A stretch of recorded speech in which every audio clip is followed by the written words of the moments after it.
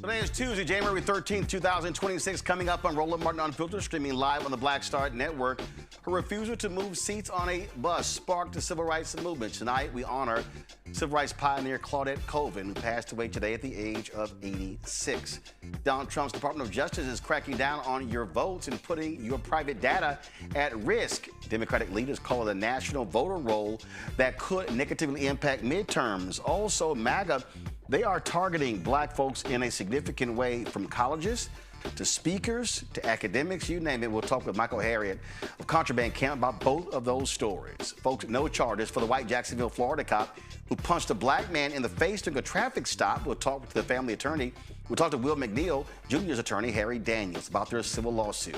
Morris Brown College Board trustees, they have fired their president, Dr. Kevin James, after 7 years of service for reasons unknown, and his contract goes through 2029. Plus, Tiffany Cross will be in studio to talk about her book, Love Me, as well as why today's media is so afraid of Donald Trump and MAGA. In tonight's Black Star Network Marketplace segment, the eco-friendly, black-owned candle company, Multifaceted, a business committed to using safe ingredients to make homes smell a lot better. Plus, Donald Trump says F you and gives a finger to a Ford worker.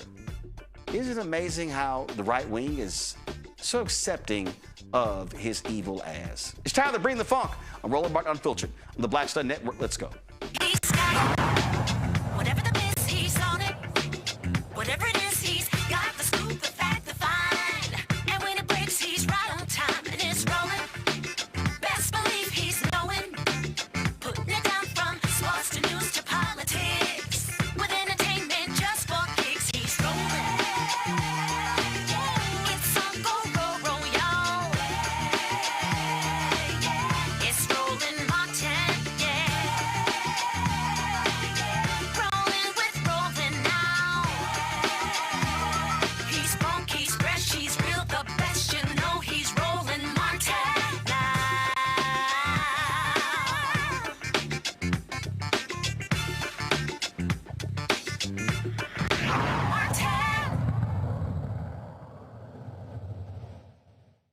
Donald Trump's Department of Justice is building a national voter roll that could disenfranchise voters in the upcoming 2026 midterms. 8 Republican-led states, including Texas, have already turned over unrestricted voting data for millions of voters. The Trump administration has sued 23 states that refuse to comply. Their goal is clear: to determine, based on sensitive voter information, who is eligible to vote and who is not. But there's no outline criteria for that decision. Michael Harriet, the editor and founder of ContrabandCamp.com, joins us right now. Michael, glad to have you on the show. So explain to people why this is so dangerous. How are they going to impact the vote with this strategy? So the first thing you have to understand is that the federal government does not control who votes. It has no say in who votes. That's determined by the state.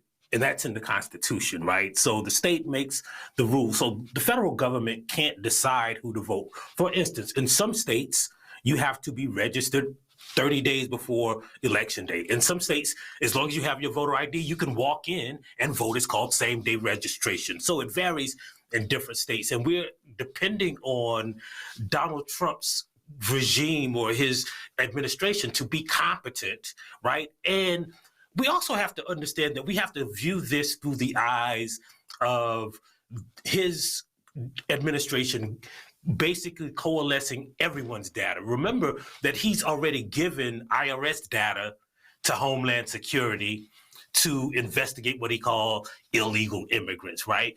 And we also have to remember that the biggest owners of the tech companies in the world, right, are on Donald Trump's side, right? We know that his former advisor, Dina Powell, now works for Meta. Well, it's the job of those companies to collate and synthesize data and identify people who use their platforms, right? Well, what's to say that he won't be doing that with, your voter information? What's to say that you can synthesize data close enough to identify who voted, right? If you live the only black person on your block and there's only one Democratic voter on your block, voter districts are so small that it's easy for companies with enough data to determine who's vote and to disqualify certain people from voting, right?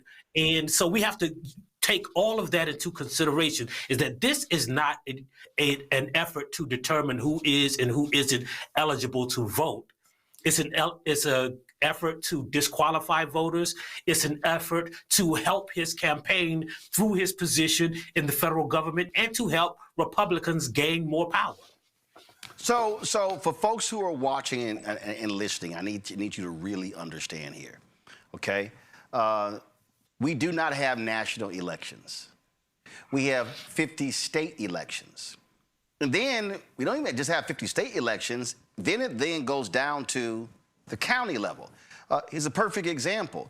The elections board in North Carolina refused to place an early voting location on the campus of North Carolina A&T, the largest HBCU in the country, okay? Now, it was a 3-2 vote. So the problem is you have a state board of election that the Republicans put in charge of the Republican state auditor because they did not want it to be in the hands of the Secretary of State. And so different counties also operate depending upon that particular state on how that county rules. So let's take Texas. Harris County may have a different voting plan than Dallas County. And so what Trump is doing, and this is where it gets very dangerous, we've seen in the last decade, Michael, where Republicans have removed folks from the ballot. We saw it in Georgia when Stacey Abrams ran. We saw it in Florida. Then we found out later a bunch of people got removed illegally. Same thing happened in Virginia. And so what we're talking about here, where these Republicans are so stupid, they will run these algorithms and they go, Michael Harriet is in North Carolina. There's a Michael Harriet that is in Idaho. That's the same person, so remove him from both voter rolls, as opposed to it could actually be two different people. Right. And we also know that those systems also disproportionately affect Black people, right? For instance, there are studies that show, like, if you have an apostrophe in your name, if you have an accent over your name, like a lot of immigrants do. If your name is spelled differently, there are counties and states where you hand your information, you fill out a form and you hand your information to a registrar and they put it in the computer. If those people make a mistake, not you as a registrar, but the registrar makes a mistake on your voter roll, inserting it to the computer, right, your information, they can disqualify you because this doesn't match your license or this doesn't match the ID. And there's so many ways to disqualify a person that if you really look hard enough, it's easy to disqualify, for instance, those 11,000 voters in the state of Georgia that he was looking to disqualify. And it's easier, especially if you have all of their income data, if you have all of their identification data, if you have all of their voter registration data. And that is what we're worried about. Like, he has already predetermined, right? He's already signaled that, hey, we need to, in order for me to win, we need to make it harder to vote. Yep. Right. And that part of making it harder to vote, he's putting in place now. Like, there is no other reason to do this. Well, and again, we had Bishop Barber on the other day, and the reason the Republicans control the House is because collectively of 7,000 votes. And so the Republicans are all about, hey, if we can shave off 1,000 here, 1,000 here, 1,000 there, 2,000 here, 5,000 here, 10,000 here, that's what that's really what it's all about. I always remind people that the Supreme Court voted to allow voter purges.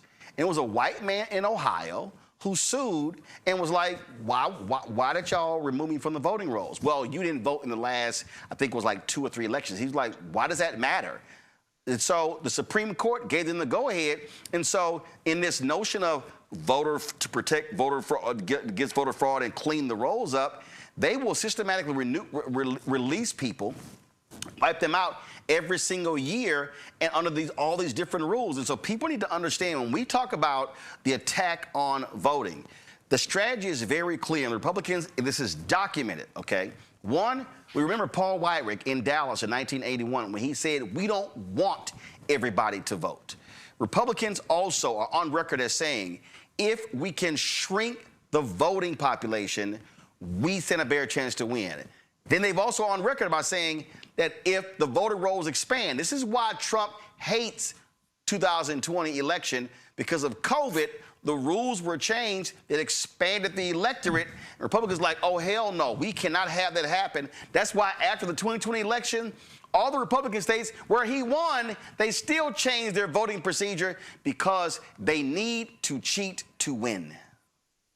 Right, right. And you also have to understand that along with what you said, when they coalesce this data, right, the easiest way to identify people who don't vote Republican, and this is important also in the cases of gerrymandering, is just by race, right? Like they like to say, well, it's a political gerrymander, not a racial gerrymander, but the way that they identify the difference between Democrats and Republicans is just by race, right? Like they know if they have your data and they know that you're Black, there is an 85% chance that you will not vote for them. So they're not just purging like rolls of people who hadn't voted. They're going to be able now, if this thing goes through, to direct their target precincts, right, and purge those precincts, right? And they know with the census data which they own, with the income data which they own, with the Homeland Security data which they own, they know exactly who to purge.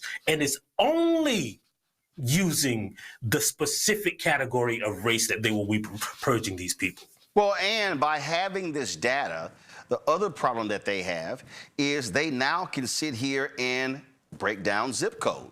They can now look at, okay, run the numbers. How did this zip code, they'll now be able to break this down to the precinct level. Right. And the precinct level, I think, you know, when you are talking about large towns or small towns, right? Like when you're talking about breaking stuff down at the precinct level, we've seen malfeasance, go into that. We know that in Georgia, for instance, right? I reported in 2018, it was harder for people in majority Black precincts to vote. The voting machines broke down more often. The lines were longer. There's a study in 2018 that took all the cell phone data. So basically everyone who voted, everybody who was at a precinct, they grabbed their cell phone data. And they realized that if you lived in a Black precinct, you waited longer to vote. 3 times longer to vote in a Black precinct than in any other precinct in America. So they have more advanced data now, and they can target Black voters. And again, it's not just purging the rolls and shrinking the electorate, it's shrinking the Black electorate. Well, and this is the same man who said that that he wishes he had seized ballot boxes in 2020. Again, let's be clear. They will try that in 2026. They will try it in November.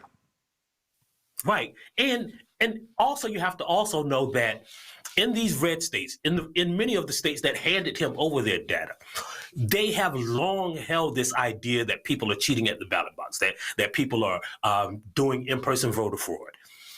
And every time they look, they use all of the state resources, sometimes federal resources, local resources, to target what they call election cheating. It's always like 12 people in an election of 35 million, right? Or 17 people, right? Like there is no voter fraud, right? That changes election. There isn't an example. And most importantly, when they find these people, it's always a Republican voter who tried to vote 2 times because they wanted their candidate like Trump to win. Absolutely, and it's no doubt what they're doing. I want to sit here and bring in my panel right here. Dr. Mustafa Santiago Ali, former senior advisor for environmental justice at the EPA, joins us right now. Randy Bryant, DEI disruptor, DC, joins us, and so glad to have her as well. We also have my other alpha brother. Y'all don't mind. We got an Omega guest on the show, so you know we have mercy on them. Larry. Somebody got to class up this joint. See right there. See, I ain't gonna cut him deep, Larry. I ain't gonna cut him deep. So you know we're gonna have mercy on him. Y'all joining us, Dr. Larry Walker, associate professor, University of Central Florida as well. Larry, you're there in Florida. And this is what Michael's laying out. Florida and Texas and Georgia really have been the 3 states that have been, frankly, the test case for a lot of these shenanigans. And that's where all this stuff is coming from. Yeah, so Rowan, don't forget, we lost, we had a congressional, the governor decided to get rid of a congressional seat. And also they're doing redistricting and with the session, starting with the session in Tallahassee today. But I want to ask Michael, in terms of, I know he talks about it a lot about history. What are some of the lessons we could, look at from the past in the African American community in terms of how do we counter some of the challenges we're dealing with today? Well, one of the best examples of what we could go wrong, right, is remember, right, in the election of 1876, they targeted one county in South Carolina, right, Lawrence County in South Carolina. The Lawrence massacre. They went there. It was a majority black district that voting district that was started. That was a county that was founded by a man named Prince Rivers, a Union soldier named Prince Rivers, a black man. And they attacked and just basically lined up black men and killed them. And then in that election, what's funny now is when they go back and do the data, they said that more white people voted in that county than white people existed in that county, right? So they overturned that election, the entire national election, by one county in South Carolina, targeting one county. And the Republicans made a deal that said, we'll move the troops out of the South in exchange for you giving us the presidency. And that is what gave us Jim Crow for another 100 years. Called the Great Compromise of 1877. The Compromise of 1877. In a black-owned hotel, they went in a room, 15 white men, and decided an entire election based on one county, right? So this is the thing that we're facing. And how do we counter that?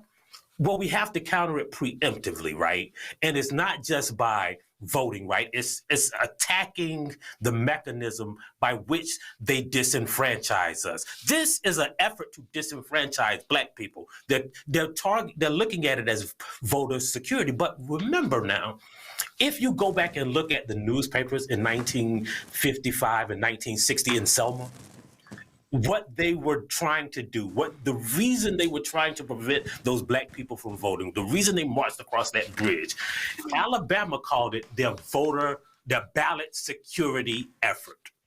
That is the lesson of all of this. They always use that voter integrity, that ballot integrity, ballot security when they're about to disenfranchise black people, and we can't let it happen again. Because we stand to lose another 100 years of Jim Crow. Mustafa. Yeah, well, Michael, it's good to see you. Big fan of all the things that you write. You just talked about Michael Mustafa, also an alpha. Just want to let you know. Go ahead, Mustafa. I still appreciate your work, Michael. Right. Hey, Michael, you had talked a little bit about security just there.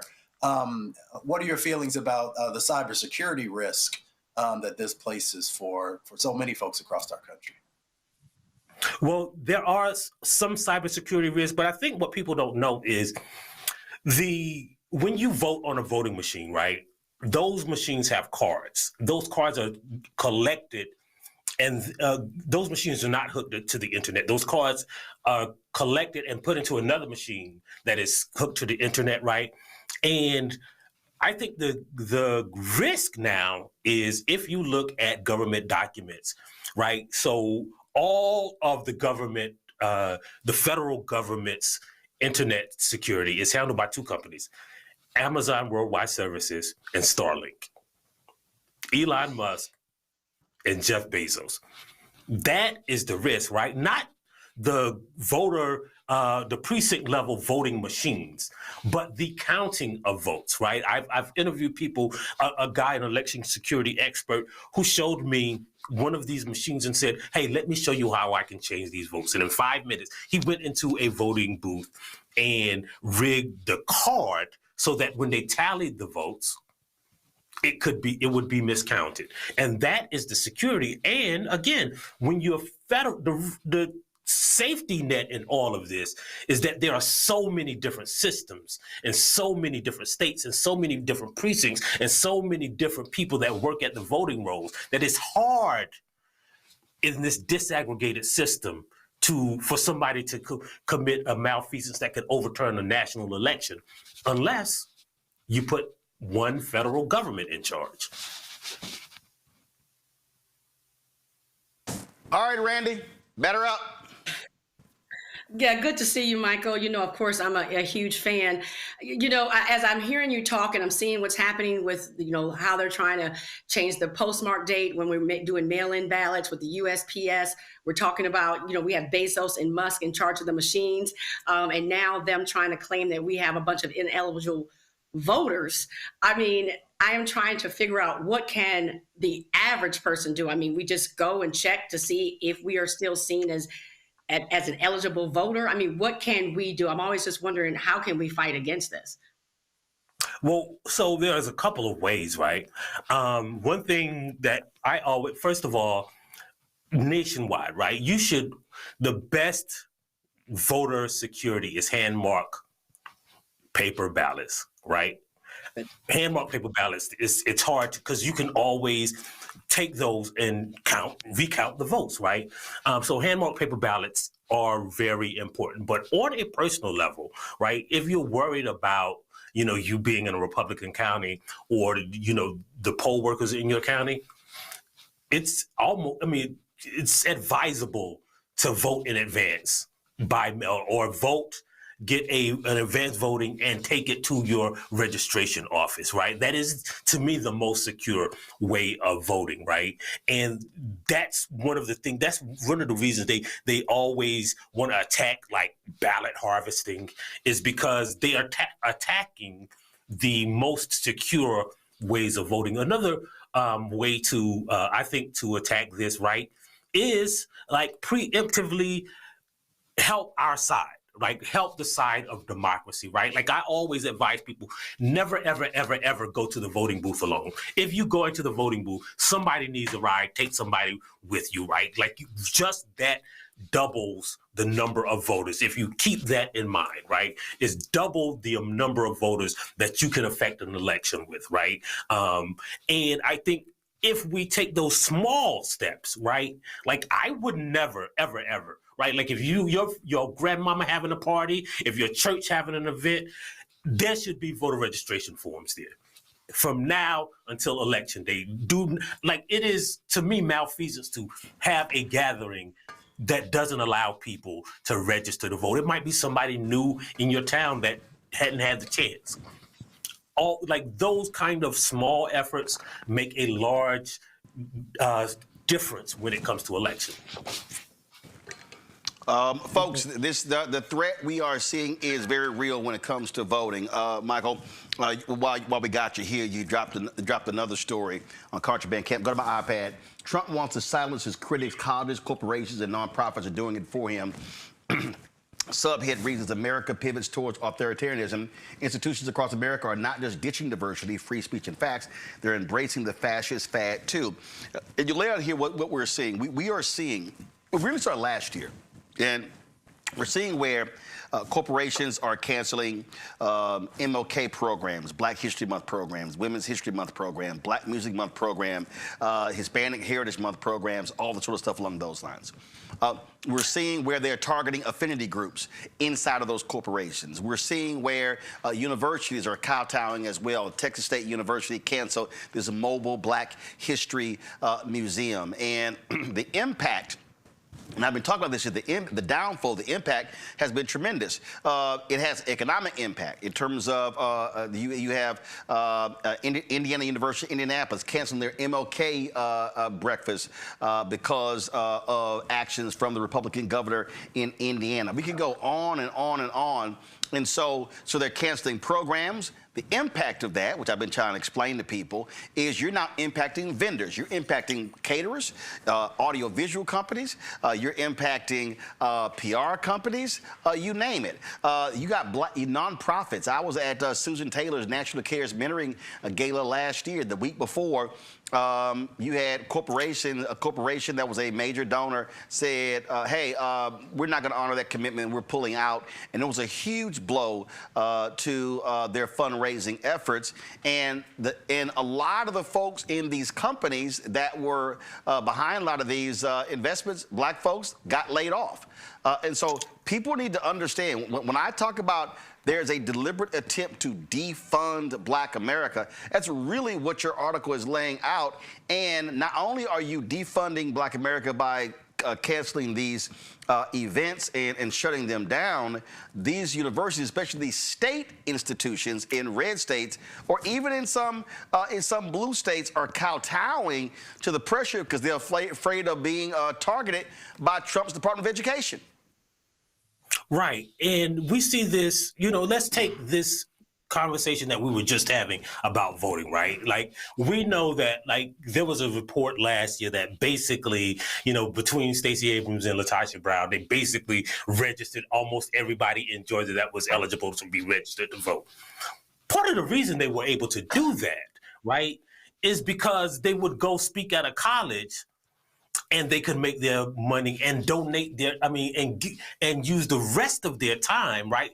They didn't have to charge anybody to register to vote, or nobody had to pay them, right? So a lot of the work that a lot of the activists and freedom fighters and organizers that we know, they depend on speaking gigs. In other words, someone like Alicia Garza might go speak at a college, and she talks to them about organizing, right? And so she doesn't have to charge $1 million for the nonprofit work that she does, right? Or she doesn't have to raise $1 million for the nonprofit work that she does, because she has enough time, instead of fundraising, to do the actual on-the-ground work, right? So that's why it's important. And it's also important is because a lot of times at many of these colleges, right, Indiana, all these schools in Texas, I went to school in Alabama, right? So Alabama is 27% Black, right? The school that I went to, Auburn University, is about 4% Black. The only time many of those students get to hear from a Black person is when there is an invited speaker. Right. So by removing those voices, you're decreasing the diversity of their education and increasing cementing all of the white thought that they learn in K through 12 by saying, I went to college and nobody told me any different. Right. And that is the danger of this, that not just the silencing and the income that Black people are losing. Right. But they are perpetuating the narrative that they already told their kids when they were young. Yep. by defunding these institutes, by defunding these corporations, right? The Nike, for instance, if it has an MLK Day, right? So I write about AT&T. AT&T would have a diversity seminar for all of its employees at their corporate employee conference every year. And then they promised the Trump administration that they were going to eliminate DEI. Yeah, because the Trump administration. I'm sorry. Go ahead. 7 days later, the Trump administration approved them for a merger to buy U.S. Cellular. And that's because Brendan Carr, the FCC chair, he has publicly said, if you do not, it wasn't just AT&T, it was Paramount, it was other companies. If you do not get rid of these programs, I am not approving any acquisitions, any mergers, any deals. And so these telecom, listen, Verizon was supposed to sponsor an event that I was there, and Verizon literally said, hey, we can't sponsor this because black is in the name, and the FCC is going down. They've asked, what stuff are you sponsoring? And if they see black or Hispanic or women or LGBT in the name or the organization, they're like, red flag. Right, and it's not just like these big corporations. It's not just these white colleges, right? So. An HBCU, I was scheduled to speak at an HBCU, right? They texted me that morning and said, hey, like, we're just wondering if you're on the way to college. 5 minutes later, they texted me back and said, hey, don't come, right? And I bet you like, what the hell? Right. I didn't know what was going on. And I eventually found out that, we were together when we found out, as a matter of fact, well, yes. that this DEI stuff was the reason, right? And like, it's hard to criticize them because if you're a small HBCU and you risk offending this company, like if they can target Harvard, what do you think they're going to do to a tiny little HBCU? And it's important also to know, like, that HBCU had required every student in their freshman class to read my book about Black history. So I wasn't as mad as, like, I wouldn't get to talk to them because they were worried that someone was going to find out that they basically used state funds to purchase a book about Black history, right? And that is the atmosphere of fear that many schools are living under, that they preemptively capitulate to appease the Trump administration when Trump don't even have to silence us because they're doing it for him. Yep. Self-censorship. The Austin American Statesman reported this a week ago. Go to my iPad. This University of Texas graduate wanted to help diversify Hispanics in pharmacy. And he tried to create a $100,000 endowment, but Texas Exes, their alumni association, denied it because it's focused on diversity, because it was for Hispanic scholars. And so, and again, so when I try to explain to people how they are trying to defund Black America. So we know the affirmative action decision, how they attack the affirmative action in colleges and admissions. So they're attacking that. I think that was, well, first of all, at Auburn, you had a couple of magazines, one targeting one where African Americans and women were centered. They targeted those, but saying, oh, no school funding going to that. We see other scholarships. I mean, people don't understand what these MAGA white folks are doing, and this is all tied to my book, White Fear. They want to shut down all avenues for Black people, for Latinos, Asian Americans, Native Americans, anybody non-white from being able to go to college, being able to get jobs, because I keep saying it, the browning of America is driving these white folks crazy. Right, and like there's a great example of like these fraternities and sororities. My undergraduate fraternity has a scholarship, an endowed scholarship, so it's in the university's endowment fund. And so they told us, hey, if it's in our endowment fund, you can't designate that it goes to a Black student, right? Because of the state laws, right? And what we reported on is that many of these universities are doing this preemptively. They're silencing speakers and telling them, hey, you can't say these words because the state might defund you. One of the best examples is... Go ahead. At the University of Wisconsin, there was the Vice President of Diversity, Equity, and Inclusion. He had funded this group of Black students, this Black group, who recruits Black people to the University of Wisconsin. So the University of Wisconsin benefits, but they knew, hey, when you recruit Black people live in the South. So when you get them up here, what's the one thing that we can do to make them come here? Well, they bought them coats. right? They spent like $17,000 on coats. And the university tried to say that they were just buying folks coats for DEI, right? So that's how they vilified DEI, by making it seem obnoxious and demonizing it, instead of saying this is a thing that will help our university and our institution. Wait, my crazy is look, go to my iPad. I had to deal with this at my alma mater, Texas A&M, and they actually ran the president off. This was one of the reasons. Christopher Rufo, that white supremacist, and then and Greg Abbott, that white supremacist governor of Texas. That was a conference. And the conference was to the whole point of the conference, you'll see it right here, it was to send folks there to recruit prospective minority doctoral students. And these folks attacked them, calling it DEI, and the governor literally said to the president of the university, Texas A&M, this was the PhD project, point blank, if anyone from A&M goes to that conference, I'm going to fire you. And this is to create, so their whole deal is, no, you're not going to conferences, you're not going to events, you're not going to receptions. And so many schools are like, hey, you know what? We're doing nothing. We're doing nothing because they are afraid. And even if and again, I'm gonna go back, even if you talk about, even if you fight it, use the example of the HBCU, being very scared. Listen, you got a black president at George Mason University in Virginia. Trump has been targeting them. Luckily, you had folks that know we're standing by him. They ran off the white president at the University of Virginia. Oh my God, too much DEI focus. They ran off the black guy who was a superintendent at Virginia Military Institute, and that's because you had a Republican governor of the state. Now, of course, you got Spanberger, who's Democrat. But people need to understand what's going on here. Even if you are, let's say, Governor Westmore in Maryland, Trump's like, okay, I'm going to attack the research dollars of your institutions.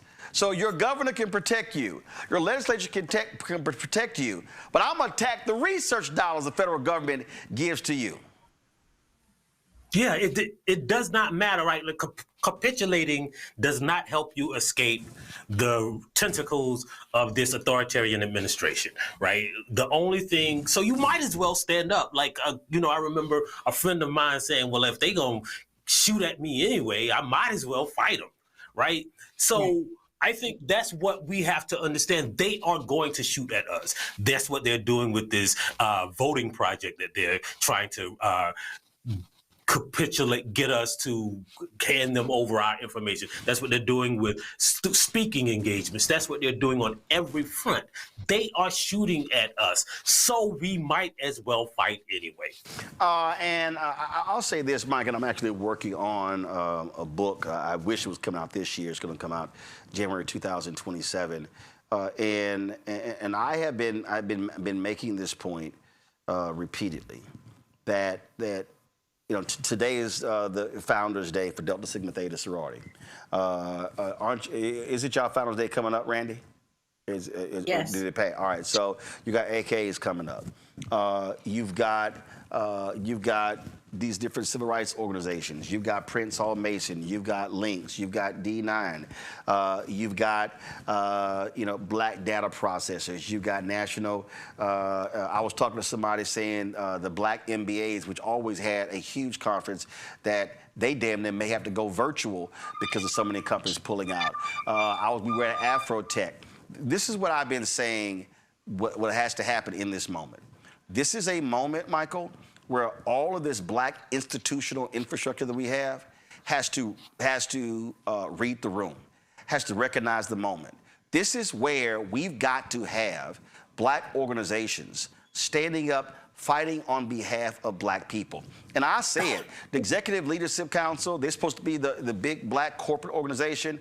They ain't saying shit when it comes to the tax that's happening in corporate America. And I'm sitting there going to the point, they laying your members off. They're firing your members. So you being silent don't do anything. It is stunning to me that a year has passed, and maybe it's happened, and maybe you heard about it, Michael. Maybe I ain't heard about it. Maybe Larry or Randy or Mustafa's heard about it. But it is stunning to me how you have not seen black organizational leaders collectively move to go to corporate America and say, let me be real clear. If you sit here and play games and you don't stand with us, then we are not going to keep using your products.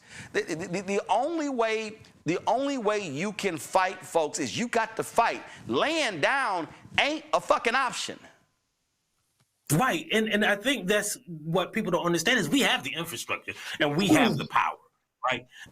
You know, if it was like, for instance, right, all of those organizations that you talk about, Delta Sigma Theta, Omega Psi Phi, like we have banks now, right? Like what if we said, hey, we're going to pull out all of our money, put them in our own banks, right? If y'all keep capitulating, because just as they have to capitulate to Trump for the sake of profit, we can force them to do that to us too.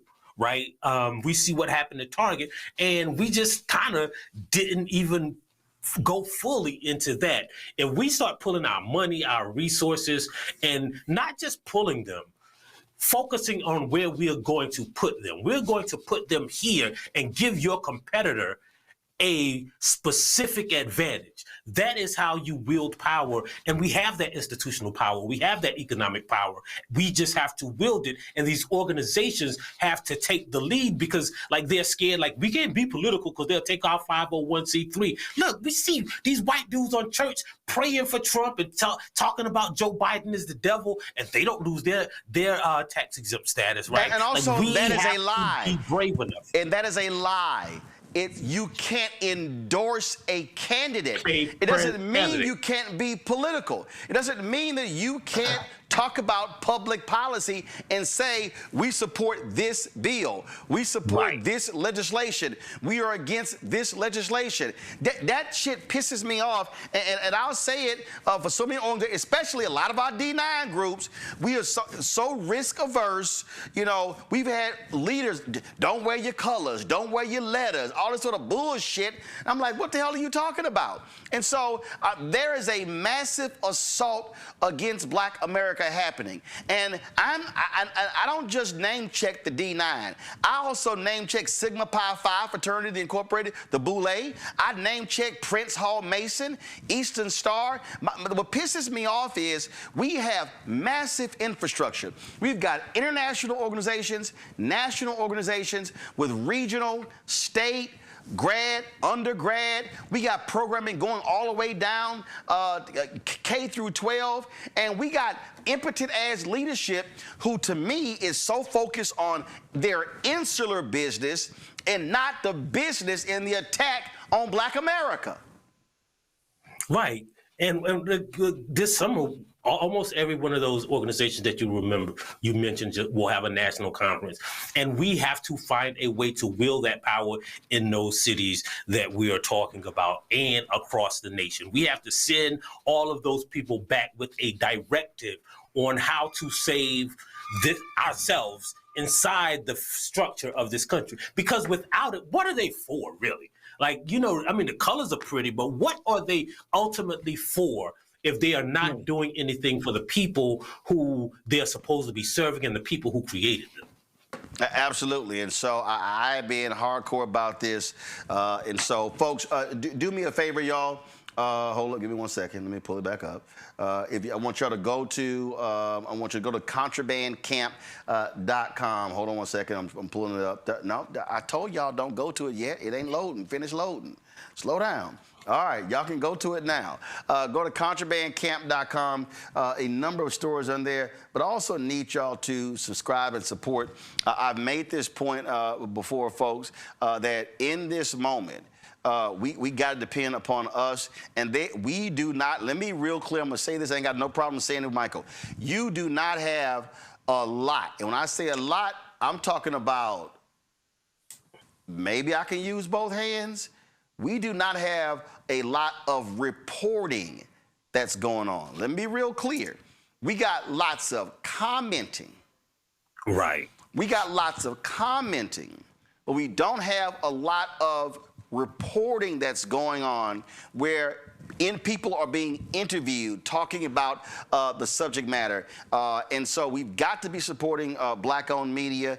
And when we look at what we spend money on, I'm telling y'all, we spend lots of money every single month subscribing to streaming services to catch entertainment and documentaries and comedy shows and stuff. But I've always said the greatest problem we're always going to face is a dearth of real substantive information to give us a sense of what's going on right now.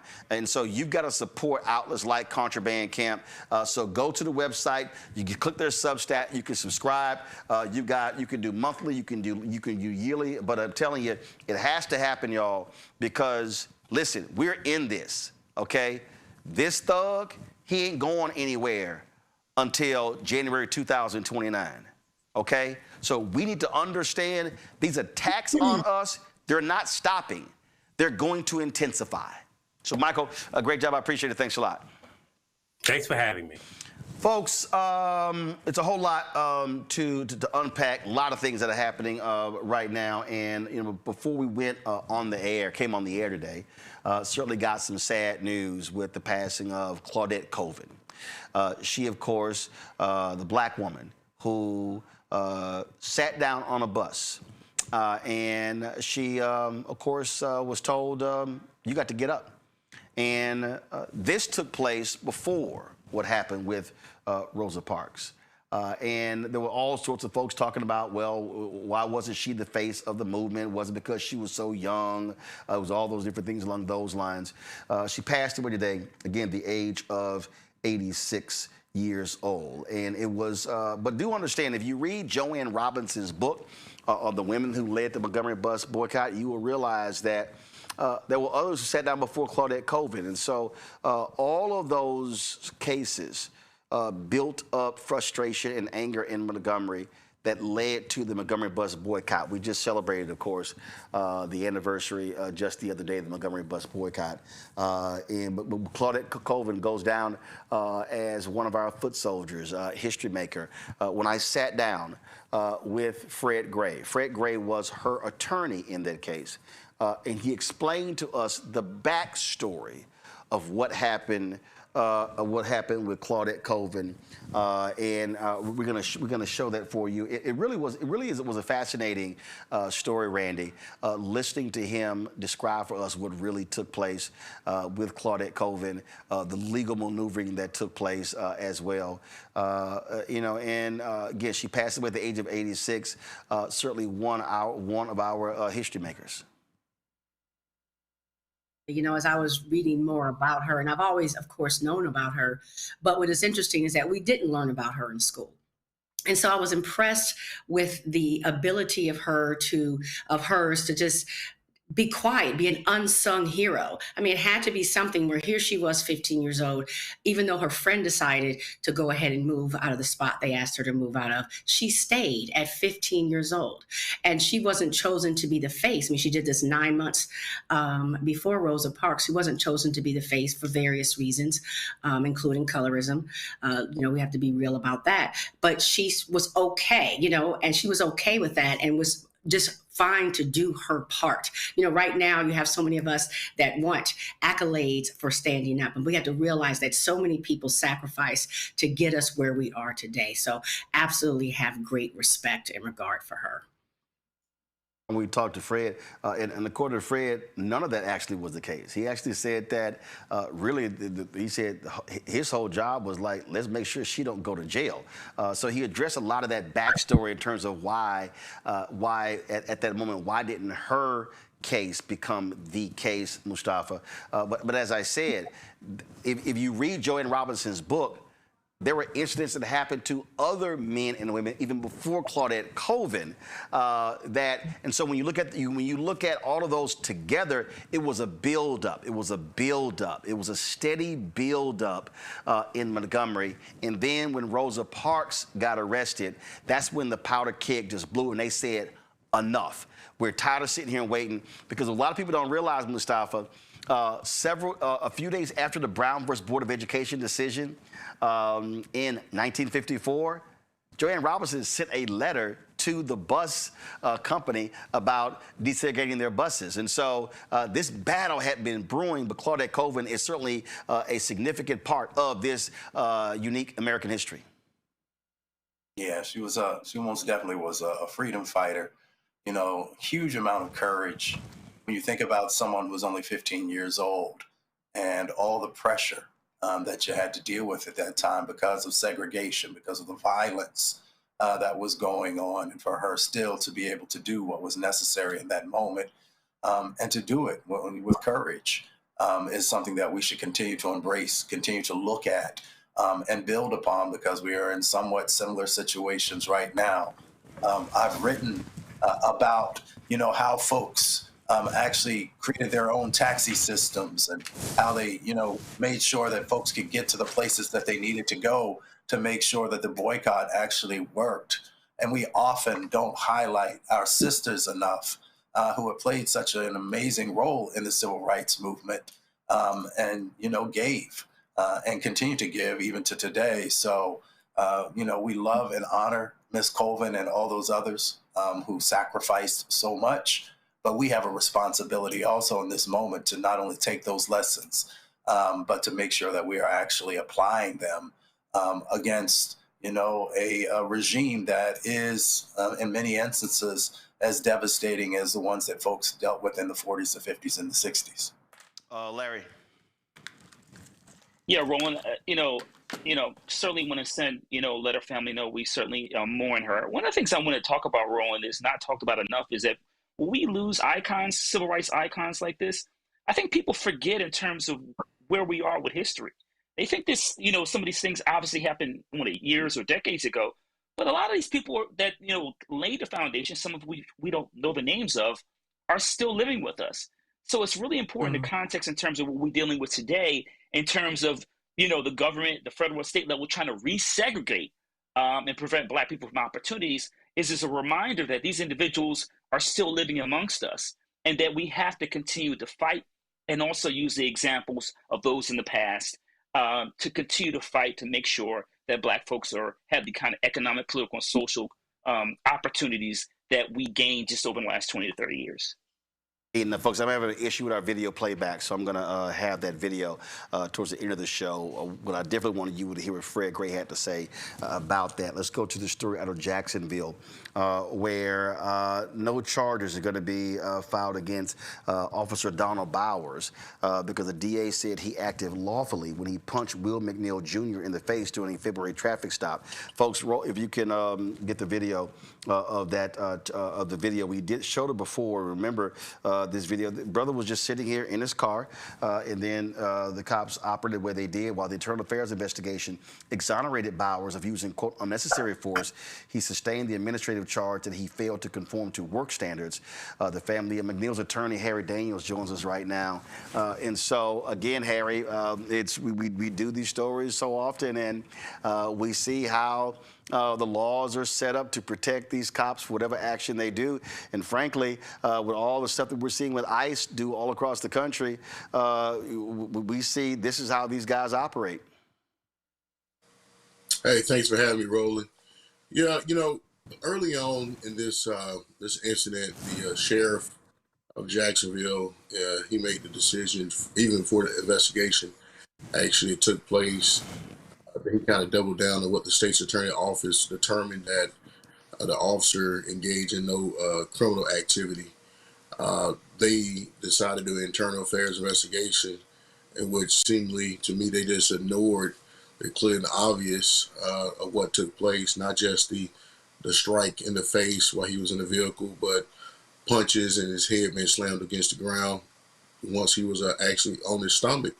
It was a lot of other officers involved, and this was just a whitewash to try to double down on what the state's attorney's office had already decided. It came to no surprise to us. That's why a lot of time we have to proceed with help from the Department of Justice. And believe it or not, just recently, on today, I had some officers in some cases that we actually represented people on were convicted and others was indicted.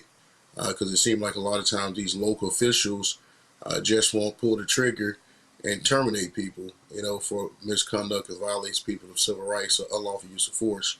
In Jacksonville, we have seen it over and over again in the news in many cases where there's no accountability, and I express that accountability in this case need to be had at the polls and in the court of law. That is certainly the case. What's next? Are y'all filing a civil lawsuit? Yeah, the civil lawsuit already filed. We Okay. sued all the officers involved. We in fact sued the sheriff in his individual capacity for the first time in a case in Jacksonville that we have represent individuals based on the policies. Roland, they have a policy in Jacksonville. It's absolutely absurd where an officer can use force against a person, and if the person appears to don't complain of any injuries or have any physical outward injuries, the officers simply don't have to report it. So it's strange and crazy to me that in this situation where Mr. McNeil was in fact injured, had to go to the hospital, the officer still didn't report the incident, the striking inside the car as such. He was reprimanded for that. But that is a reason why he didn't report it, because he didn't want the internal affairs investigation, anybody to be, triggered to look at this incident. And that's the only wrongdoing they found, and they restored his full police powers.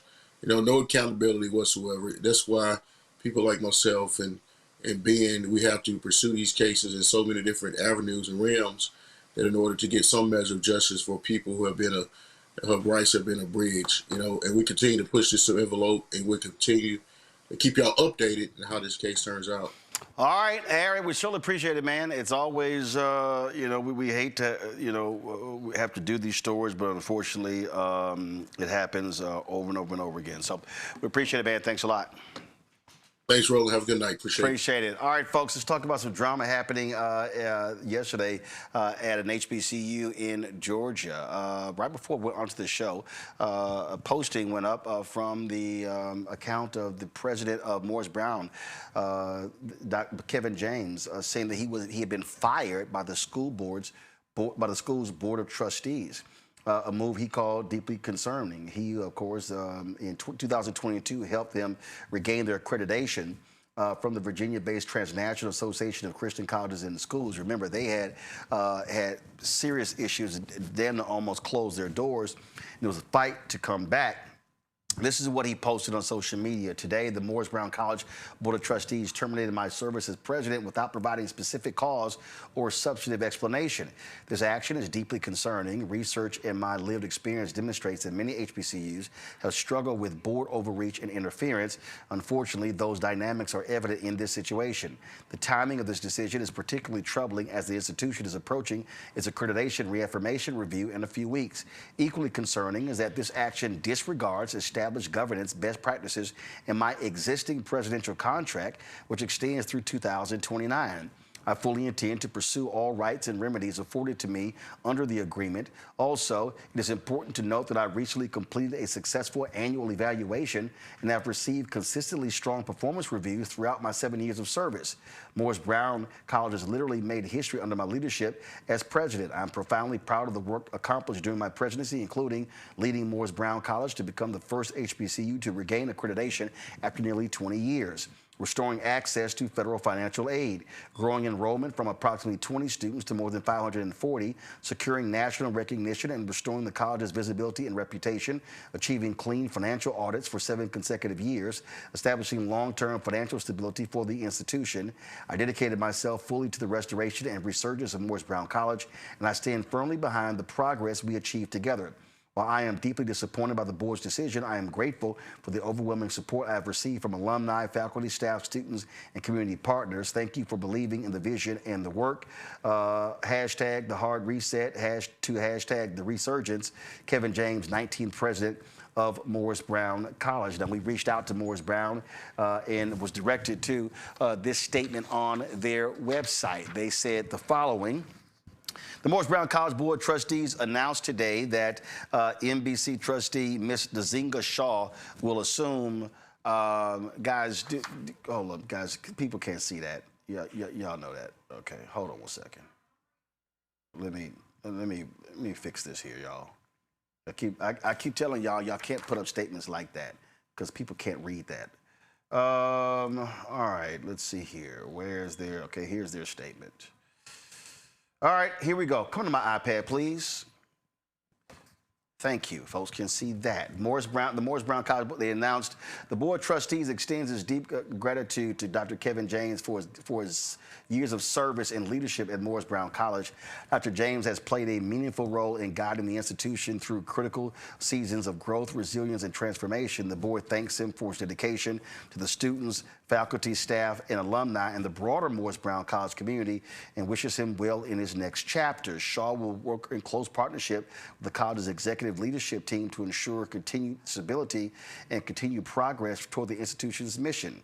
Shaw has been an integral and respected member of Morris Brown's governing body. Prior to the interim appointment, Shaw served as a member of the MBC's Board of Trustees and as a co-chair of the board's Facilities Committee. For her leadership and contributions to the college, Shaw received an honorary doctorate of humane letters from Morris Brown College during the 2023 commencement when she delivered the college's commencement address. From 2020 to 2024, she served as a member of Fisk University's Board of Trustees and has held professorships at Fisk University and the University of Tennessee. Shaw is a 2001 graduate of Spelman College with a Bachelor of Arts degree and a 2005 graduate with a Master of Liberal Arts at the University of Pennsylvania. Morris Brown College remains firmly committed to its students, its mission, and its long-term strategic vision, said Bishop Michael Mitchell, chair of the Morris Brown College Board of Trustees in a statement. This transition in leadership will help to ensure continuity as we move forward with the important work of strengthening and advancing the college. Okay.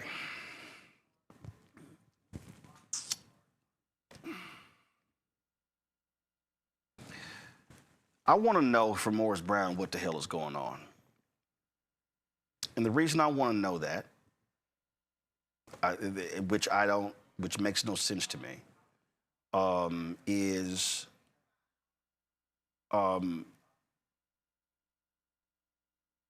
so right here, this is the website. So let's go right here. So Nzinga Shaw is a strategic board advisor, corporate executive, known for navigating complex governance, reputation, and human capital challenges. Got it. First person to serve as Chief Diversity Inclusion Officer for 2 Fortune 200 companies. It was the first Chief Diversity Officer in the NBA, representing the Atlanta Hawks and State Farm Arena. Okay. All right. Served as CEO of an entrepreneurial venture. Okay. Independent Director of Colorcom. Okay. Former member of the Board of Counsels for the Carter Center. Got it. Sought after speaker, public educator. Got it.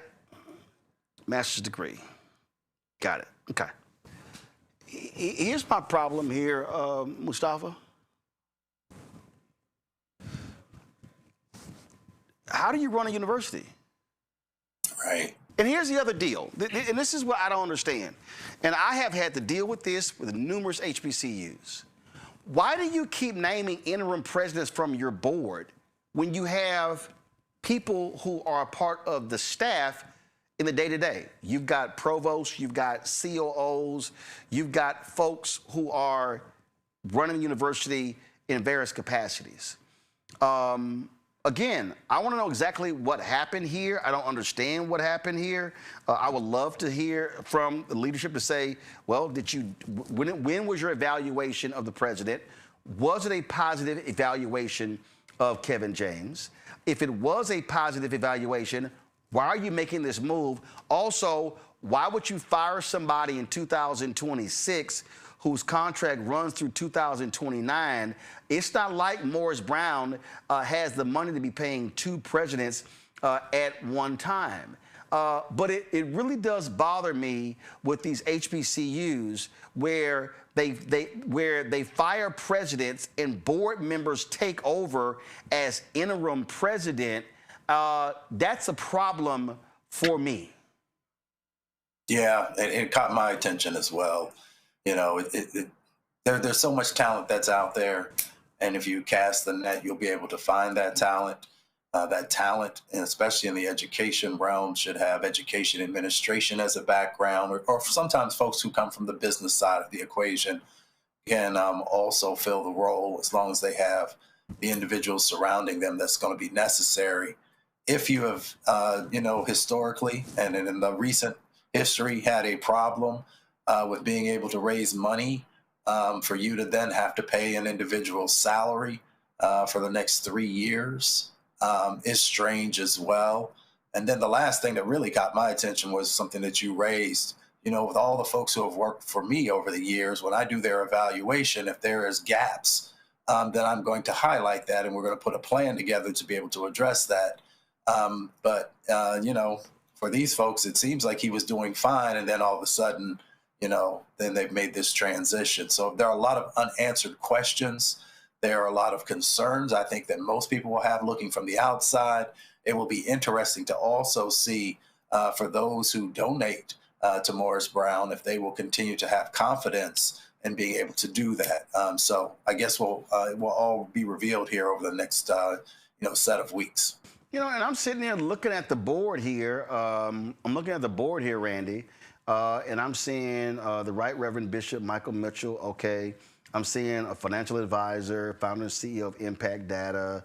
I'm seeing the CFO for the city of Atlanta. I'm seeing President, CEO, Uni National Bank. I'm seeing education consultant, others. Well, hell, I'm seeing Dr. Gwendolyn Boyd, executive search consultant. If I'm correct, that's the same Gwendolyn Boyd who was the president of, I think it was Alabama State. Hell, if you're gonna put somebody to be the president, why don't you put somebody who's actually been a university president before? That's just me. That at least would seem to make sense. But Roland, it's just messy, though. I mean, even if they wanted to make a transition, the way that this all went down does not make me feel secure. It would not make me feel secure in sending my student, because at the end of the day, business is business, and they are not conducting business well. They're not dealing with people or processes in a professional way. I mean, how do you let somebody go? They don't know that they're being let go, which is going to expose them to some serious lawsuits, which I'm assuming, if I know about HBCUs, they don't have money just hanging around to satisfy that, nor pay somebody's pay a dual salary to somebody, and it just breeds bad blood. I mean, they should be able to conduct business better than this, to be an institution of higher learning, regardless of what was happening. If a decision was made, which I'll be honest with you, when I look at all that he's done, but if a decision was made to remove him, the way that it was done is just completely unprofessional. And we need to do better at our HBCUs. We need to at least represent what we want the students coming out to be. So if this is how you conduct business, how do I trust your business school? How do I expect you to run a university where you can't even properly handle a transition? And again, here's my whole deal. When you do these moves, Larry, again, this is just looking at a set of facts. You have a president. You have the semester starting, the second semester starting. The president's under contract for 2029. And you get rid of him? You don't explain to the public why? To me, that's not actually how you lead. There's a lot of moving pieces on this story. First of all, we do have to acknowledge President James did a miraculous job bringing Morris back from the brink. As you said, Roland, the university nearly closed, and they recently announced a project with like one of the major hotels that they'll be building right there in AU Center. So they've done a lot of tremendous work. He's done a lot of tremendous work. I don't think that letter, interesting in terms of some of the language there, said fired with cause, if I'm not mistaken, Roland. So it's really unclear in terms of when the board and whatever, communications person they work with in terms of writing that letter. I think that they need to provide, like you said, a lot more clarity about what is going on, because it raises more questions than answers. In terms of what this means for the future, he mentioned the accreditation. I've worked on some accreditation issues as a researcher. They're going to need to do a search, and they're going to need to get someone in there who's qualified and experienced. Obviously, you want to do a great job vetting as soon as possible. But I want to go back to your point about the interim position. Listen, this is a place where a lot of not just in HBCUs, but smaller institutions, when they have a leadership, transition, they have an interim, this is where they encounter problems. It's really important that you have someone who understands higher education, who understands curriculum, who also understands the relationship with faculty and students, and has a background to ensure that this person is a buffer in terms they identify new leadership. So it's really important, like I said, that they lay out what's really going on here, and that the person they've hired, they've asked to serve as interim, they're going to really need to make sure they had a number of experienced individuals besides the provost and other people to support her as she moves to this journey. Yeah, I've had to deal with too many HBCU presidents that have been fired, that have been let go, all sorts of drama, and I can tell you too often the problem traces back to the board of trustees. And I just think it's amazing how every single time these things happen, an interim president is a member of the board, when I don't think so. If you're a board member, you're voting on removing somebody as president, and then one of the people who votes to remove them becomes the interim president. And a lot of times they'll throw their name in the hat. I don't get it. If you have university staff, if I'm running a newspaper, I'm the managing editor. Then I've got an assistant managing editor. Anything happens to me, they can step up. You don't have to go pull a board member out to run the paper. I just think that if you're gonna remove presidents, you should have qualified staff to be able to step in when that person can't do the job or that person has been removed. That way, you take a lot of this board drama out of the way. So hopefully, Morris Brown will be forthcoming to explain what has happened there. And I'm sure the legal representatives of President James are going to be weighing in as well. I'm going to go to a quick break. We come back. My Shop Black Star Network segment.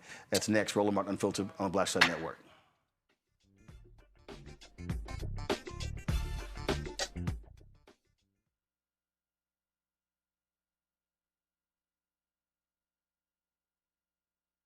In this country right now, you have people get up in the morning and the only thing they can think about is how many people they can hurt, and they got the power.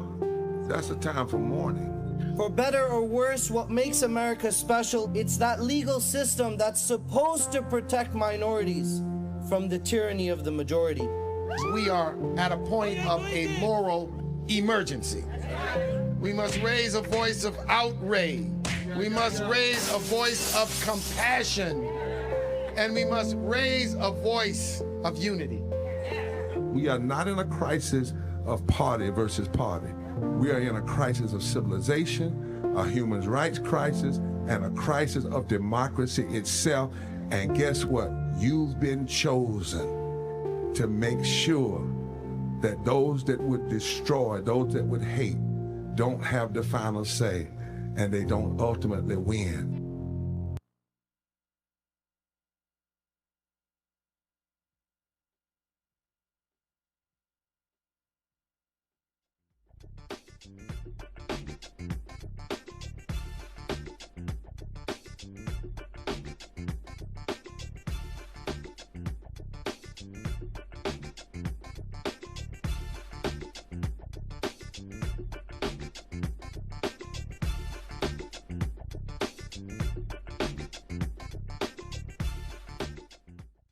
All right, so we all love candles, but not all candles are good for us. They're not healthy for us.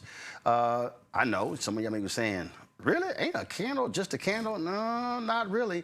It's also what are the products in that candle that are also critically important. And my next guest, she has been dealing with this here. She created her own line of candles after discovering how toxic they can be. Christina DeGraffenreich, his company is called Multifaceted. It's a premium hand-poured candle company.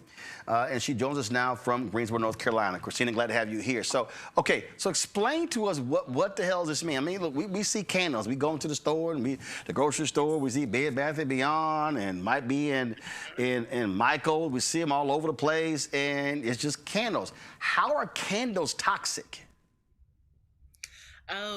First of all, thank you for having me here. I'm very excited to be here today. So in candles, they can have anything and everything that is good or bad for you. There's no federal regulation on what can go into a candle. And there's also candle brands don't have to tell you what's in the candles. So you can have everything from petroleum in the candles. There can be dangerous chemicals that have carcinogenics in them that can affect your respiratory system. So with our formula, we can stand firm on saying that everything is toxin free. We do all the research to make sure you're burning something premium and better for you. Okay, so when we say, okay, so what makes these, lack of better phrase, what makes these healthy candles, non-toxic candles? Yes. So we use a premium grade of soy and coconut wax, which is going to automatically be a better wax. So most candles that are in the market are paraffin, which is a petroleum byproduct, which is very dangerous for you. There are people that can burn them and not get sick, which is, completely normal. And then there are people that it will immediately affect them. I like to tell people, if you have pets, and especially cats, if you're burning a candle and your cat starts to sneeze or even vomit, that means that there's something dangerous in your candle that is, if it's making them sick, it's probably going to make you sick as well. Okay, all right then. And so you've got, so I'm sitting here, now people know we always sitting here, supposed to be in stores is like sitting here, sniffing cameras, sniffing candles. And so take me through, how many different candles do you have? We have about 34 different scents, and then we add seasonal scents. So of course, like when you have the fall season come, we'll have our fall candles out, and then we have our winter scents where you get your Christmas scents, and then your cozier scents. We have one out right now called Sweater Weather that is appropriate for the cooler season. All right then. And so, okay, now, and so are there mainly two different sizes? Because I see, so this is the large candle, this is small candle, so what is two different ones? Yes. So in the flower candles, I have one here on display. Right, I got it. I got it right here. This is going to be our large one. I got it. So this is our 8 ounce. Here. All right. So this is an 8 ounce right here. One. And this is what? Yes. That's her 2.5 ounce. Okay, 2.5 ounce. Got it. All right then. And are these easy to travel with? They are. I always tell people, if you are traveling with them and you're going on an airplane, just take them out of your bag. Otherwise, TSA will flag them as a liquid, and then they'll have to pull you to the side, and you don't want to have all that complications while you're traveling. So we just tell people, just take it out of your bag and you're good to go. Yep, I've actually flown with some candles before, and yeah, it wasn't that big of an issue. Let's see here. Let's see, who's the biggest candle lover on this panel here? Let's see, Mustafa, Randy, or Larry? Something tells me, Larry, you got a bunch of candles around your house. Yeah, I like candles and incense. I'm from Philly, so But listen, I want to congratulations on starting the business. I wonder if you can talk about your journey. I think that's always important, your story and narrative. Yeah. So how did you get here? So I'm a candle lover. I started researching what's in candles because I was just curious to know what is in this. Is it something that is better for me? Is it causing harm to my space? Is it causing harm to me? So after doing a lot of research, I ended up discovering that most of the candles that are in the market are filled with toxins. And it also helped address a concern that I had from my parents. So my mother loves to burn candles, and my dad absolutely despises them. So I figured there has to be a way that both of them can enjoy candles.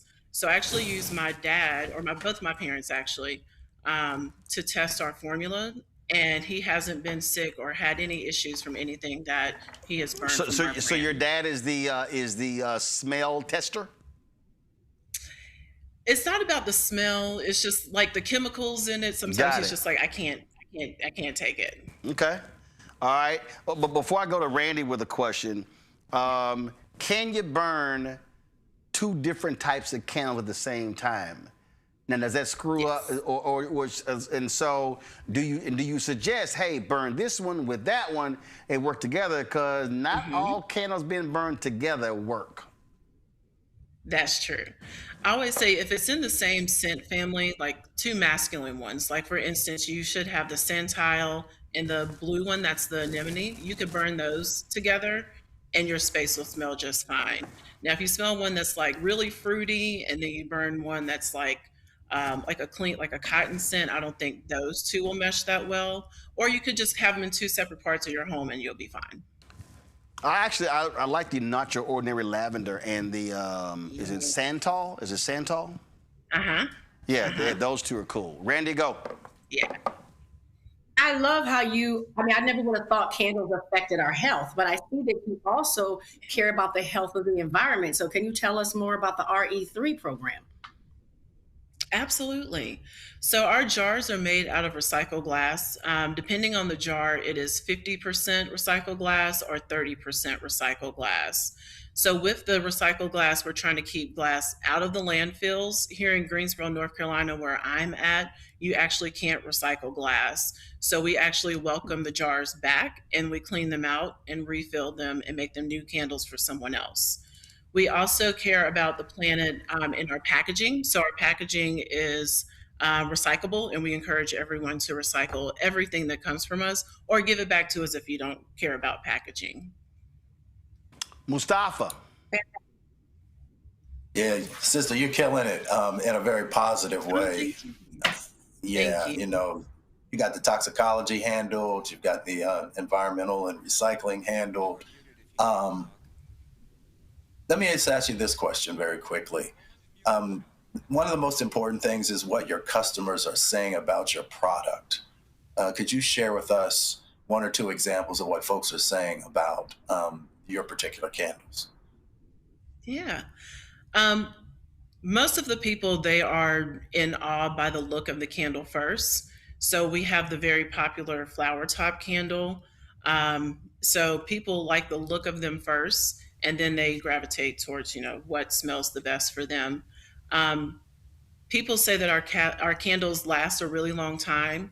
So with the premium ingredients that we have in our formula, they do last a lot longer than something you can buy in the store traditionally. They are also not getting sick from the candles. A lot of our customers have pets, and their pets are not getting sick from our products. So they're welcoming our products into their homes. So we've gotten a lot of positive feedback from our formula. All right, then. So, so you say about 30 different candles. Folks, I want y'all to go to shopblackstarnetwork.com. And I want to check out y'all multifaceted. All the candles are on there. It's great smell. Like I got literally burning one right now. So I want y'all to do it. Now y'all know, again, we support black-owned companies. And so if you go, I'm going to go ahead and take these candles right here. I'm going to go ahead and move them over here. So as you know, we got our shopblackstarnetwork.com products. And so we got all of them over here. So I'm going to place the multifaceted cameras. Let's see, candles right here. I'm going to move some stuff around. Place them right here. So I want y'all to go to the website, shopblackstarnetwork.com. And y'all can check out the multifaceted candles. And trust me, you're supporting black-owned companies. And then when you support these products, you're also supporting Roland Martin Unfiltered and the Black Star Network as well. So go to shopblackstarnetwork.com. You can check out Christina's candles. They smell great. And it's always good not to have something that's toxic. So, Christina, great job. And trust me, I always have candles around the studio, so we'll be sure to be lighting them around here. Yes. Thank you so much. All right. I appreciate it. Thanks a lot. Okay, folks, I'm about to interview Tiffany Cross. I'm going to go to a quick break. So just go ahead and pull the music up. I'm going to walk over there, grab my iPad, walk on over there. So I'll be right back. So hold tight 1 second.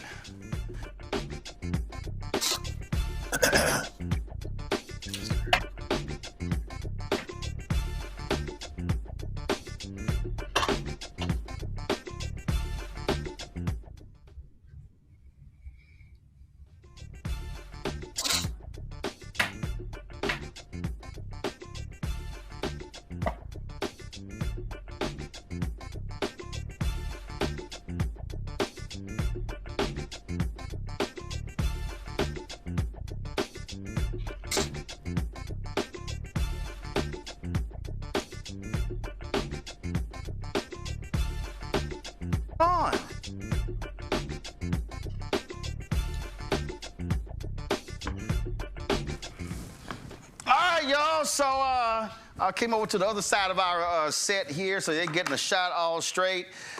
Sitting here, chatting. Tiffany, what's up? Bro, I'm so happy to be here. I want the audience at home to know this studio is so amazing. It's so expansive and fancy and got a fireplace. And if you will never be confused about what you played. You got that right. I feel like I'm in the alpha frat house right now. You damn Skippy. I love it. I love me some y'all, so it's okay. You damn Skippy. Hey, Terrell, I need you to turn television around. So, folks, we are, of course, glad to have Tiffany here. There's lots of I want to talk about. But the first thing I want to talk about, Tiffany, we're going to talk about your upcoming book. Yeah. We're going to do with that. But the thing that I got to deal right now is how sorry, trifling, and pathetic these media people are today. Yeah. Today, I'm going to show in a second, Donald Trump was going somewhere and said F you to a Ford worker and shot the finger at him. And I remember how these people lost their damn mind over deplorables, how they lost their mind when Biden said stuff. And this man is shameful, despicable, pathetic, how he attacks folk. And they don't say nothing, and it's just kind of like, oh, okay, no big deal. And if a Democrat president said or did the things that this man does, it would be wall-to-wall craziness every single day. Yeah, you know, I understand the desire to put a political label on it, but honestly, Ro, I feel it's more racial. Because when I say they, I mean them, I mean white people. White-run newsrooms. And it's really difficult, as you know, to be the first to say it. So often we are the first person to say, I remember in 2016, all of us were saying Trump is a bigot. And that was a controversial statement to make at the time. Well, do you believe us now? We're still saying the same things. Also, we're seeing with the capitulation of media, and so many of us are leaving the industry, being fired, being kicked out of the industry. It's heartbreaking to see. So even today, if you look across newsrooms, only 6% of reporting staff are black. So if you disaggregate that, that means even less black men in the newsroom, even less black women in the newsroom. And I'm so frustrated with it, Roland, because this is our path to democracy. This is what protects democracy, transparency. And so when I see time and time again, the media uplift and give a microphone to someone who's ill-informed, has no idea what they're talking about, who looks like us. They only do that in our community. You and I have talked about this many times. And then normalize what we're seeing happening. The core pillars of our democracy fall apart. Listen, the media has never really been kind to us or fair to us, and so often what's considered fair and unbiased is rooted in what's white and male. So this is not new to us, but when we see how it's impacting lives and livelihoods, it's devastating to witness. I'm so frustrated. I've always wanted to be the Brown Murphy Brown, and so to see CBS fall under this below average ass white woman who has no idea what she's doing. Barry Weiss doesn't know how to run a newsroom. And this is why your show, your entire career, Ro, you have always lived in service to black people and black liberation. You're one of the first people to put me on television. You give a voice to people, a platform to people. You uplift issues. So if there any black thing that's happening in America, the Ro and Ro-mobile is there. Well, and that's so important right now. Well, and the thing is, like, perfect example. So Trump, we talked about on the show yesterday. Trump made these comments about oh my God, how the Civil Rights Act was just so bad to white people. Yeah. Non-story. Yeah. I mean, okay, no big deal. Like, okay, fine, he said it. That's it. And I'm sitting there going, y'all want to dissect that? And I was having a conversation with a host on a network, and this is what the host literally said to me, that it's so much. It's so many different things, they can't cover it all. I said, wait, I'm confused. I said, if you're a broadcast network and now you have digital, you got 24 hours.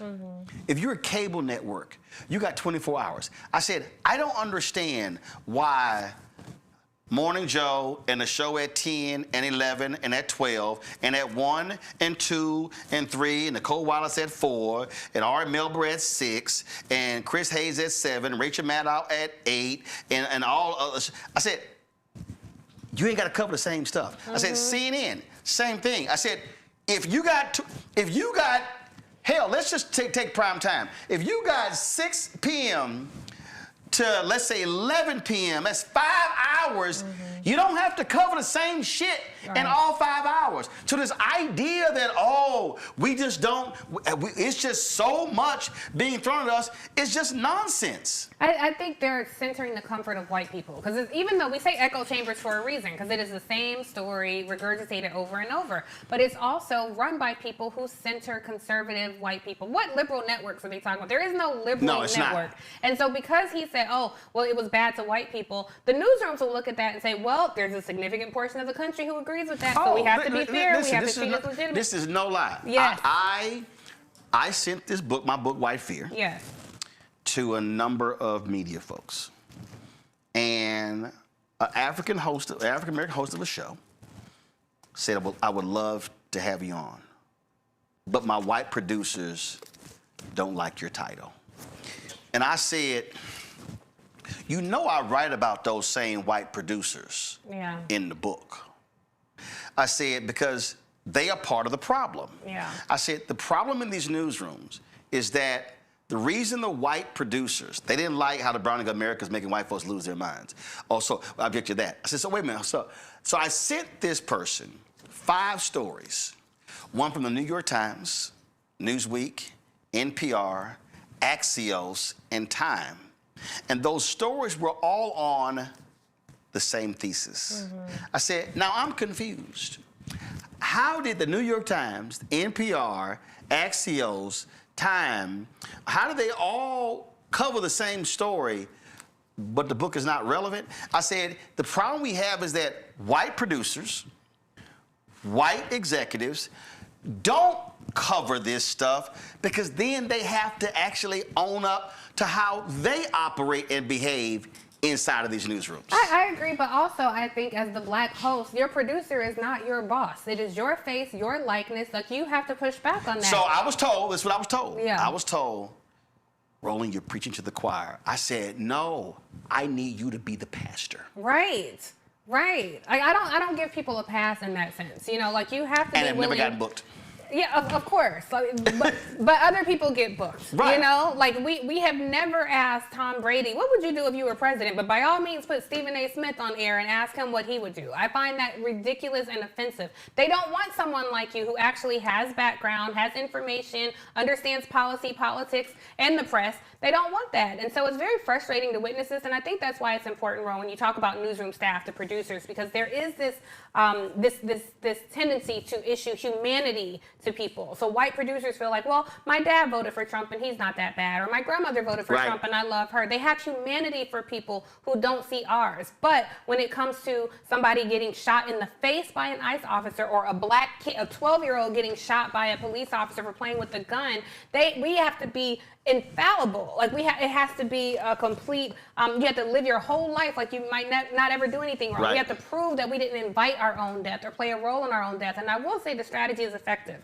because we all saw with Renee Nicole Good what happened with her. And just by enough of them saying, no, she was charging her car at that officer. Right. So now all of a sudden, we can't believe our eyes and our ears. Right. The entire news media landscape had to treat it like it was a debate when it was clear facts. Their narrative is not supported by the video we see before our eyes. So I don't really give anchors, reporters, any of them a pass. I feel like, you know, if you are in this and living in service to your corporate overseers or to yourself, if you're trying to build your own empire, then you are failing at the job. I did this job in service to Black liberation, which benefits everybody. I will lay my life on the line. There's not enough white man's money that's gonna make me abandon my people, because as you know, we can leave that world. You might be their favorite on Monday, and by Wednesday, the uppity Negro they don't like anymore. We can leave that world, but we always have a home with our people. There's nothing that's going to ever make me abandon my people in service to that. So the black host who was saying that is on some bullshit, to be honest with you. I don't buy that for a second. Like, shame on whoever that is. And I was like, are you serious? Name names. I want to name names. Are you serious? And see, here's the thing that, and this is what I think people have to understand who don't understand these systems, who don't understand what happens in these networks. I remember when Campbell Brown went on maternity leave, and I filled it, and I filled in for 2 months, and it was very interesting because there was a white female producer, who was just incensed because I would actually raise questions in the editorial staff meeting. So remember, we were talking about Michael Vick. That if Michael Vick, should Michael Vick be allowed back in the NFL? And it was a trip because we're sitting there, and so Claire, yes, her name is Claire, was at the wall, and they were deciding, you know, in terms of where we're gonna place stores. And they had the magnetic wall, and it was like, well, what's Gloria Allred's daughter? Escape me. Lisa Bloom. Yeah. Well, so-and-so believes this, so-and-so believes this, and Lisa's a huge PETA person, so she's gonna be against it. I said, did we ask her? Did we ask her? And they were like, well, Roland, this is Claire, Roland, we know where she's staying. I said, no, actually you don't. I said, so why don't we ask Lisa before we assume that that's her position? Lazy producer. So she decided to run over me. I go, okay. So Tara Metzler was a booker. I said, Tara, can you call Lisa and ask Lisa the question? She calls Lisa. Tara being Tara, she goes, hangs out. We've got a problem. Yeah. Lisa says, yeah, if he serves his time, he should be able to come back. The whole room freezes. And I said, do you now understand? I said, here's the problem. That's what y'all do to me.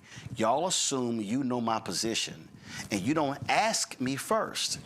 She was so pissed that I was assuming, frankly, a managing editor's position, that she said, I want off this show. She literally, David Doss was the executive producer of Campbell's show and Anderson's show.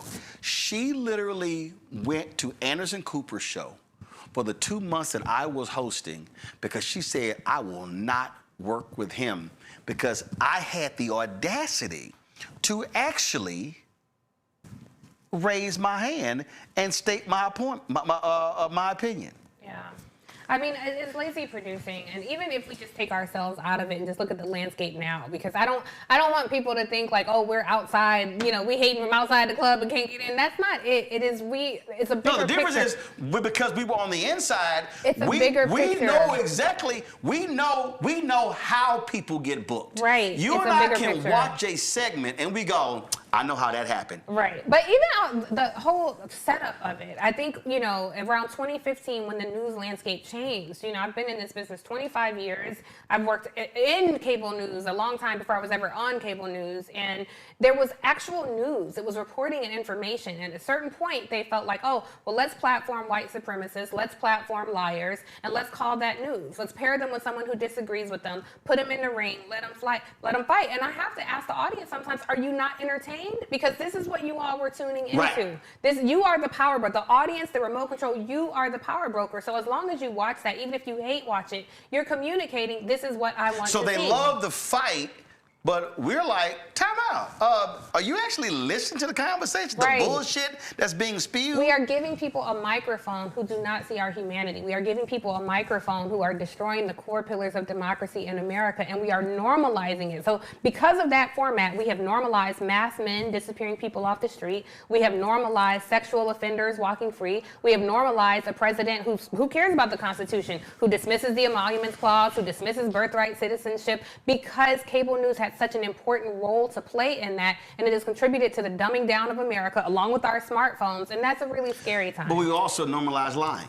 And there are people who are just sitting there flat out lying, and Yeah. we're watching it and going, I'll never forget, it used to drive me crazy. We'd be in a situation room, and there'll be this conversation back and forth, and this person is lying. And I'm like, I'm about to correct a lie. And it's all of a sudden, or then it'll be, okay, we've got to leave it there. Or they'll be like, hey, literally I've had producers, hey, don't push that hard. I said, stop. He was lying. Yeah. I said, I'm sorry.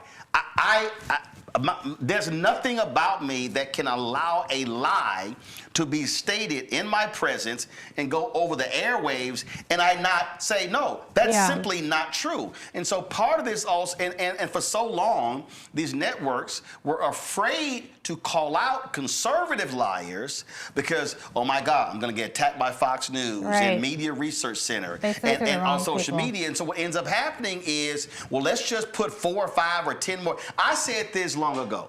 I said that because the conservatives have locked down victimhood. Oh my God, liberal bias. I said when I was at CNN, I said if CNN went out and hired today 1,000 conservative contributors, they would still say liberal bias. Yeah. You cannot satisfy because that's a part of their strategy. They're leading them around by the nose. It's all very intentional and it's effective because we see this playing out. Exactly. It works again and again and again. But again, I have to come back to the audience. They are the power brokers. And we have seen that Black households particularly have been tuning out increasingly. I mean, with their cord cutters all across and when we democratize who has a voice in media and who gets to share information and opinions, that has come with some challenges because that's how you had a rise in malinformation, misinformation, disinformation, and that has also impacted our elections, you know, with the Black Manosphere and podcast bros introducing some really toxic conversations around relationships, which also ended up penetrating our politics when we looked at some of the voting patterns in the last cycle. So this one tiny thing casts a dark shadow across many facets in society for sure. Panelists, get ready for your questions. I'm going to come to you after this next question. One of the things that just jumps out at me, and you said it earlier, and I made this point, and I've said this directly to Stephen A. I said it directly. Bruh, if you're gonna come over this side and you're gonna start commenting, you need to bone up. You need to read. You need to pick the phone up and call folk. I said, this is not, listen, on the sports side, I've been on ESPN. I guest hosted His and Hers with Jamel. I've been on First Take several times. You know what? We can sit here and have a back and forth, throwing out our feelings and emotion about last night. C.J. Stroud, my quarterback of the Texans, why won't he run the damn ball more? Why won't he take off? Why is he taking sacks? We could do all of that. That ain't life or death. Cutting off aid to USAID, that's life and death. Cutting food support, that's literally life and death. Well, I say life and death. And my deal is, if you're gonna hop over here and have some life and death conversations, well, you damn bet not bring that same histrionics on the sports side over here, because this actually matters over here. And then what then happens? What then happens is the media sites will pick up the inflammatory comments and then post it, and then New York Post will post it, and then these people will post. So all of a sudden, it now becomes circular, and so now it's like, oh, let's book him on The View. Let's book him on this CNN show. I said one CNN host, I said, why did you have him on that conversation when there was literally nothing factual that was being discussed? And I'm like, we know why. It's all a ratings thing, because what they want is they want the they want all of the drama, all of the loudness. And I'm like, but you're doing a disservice to the audience. And this is the problem I have. And it's not just him. And here's what kills me, because Malcolm X talked about it long ago as well. How many white sportscasters or white entertainers do you see them going to opine on what's happening in white America? Like, you know, they have experts. They have subject matter experts. But you got black folks who are just, oh, you are a sports person, you're a media personality, you are on a television show.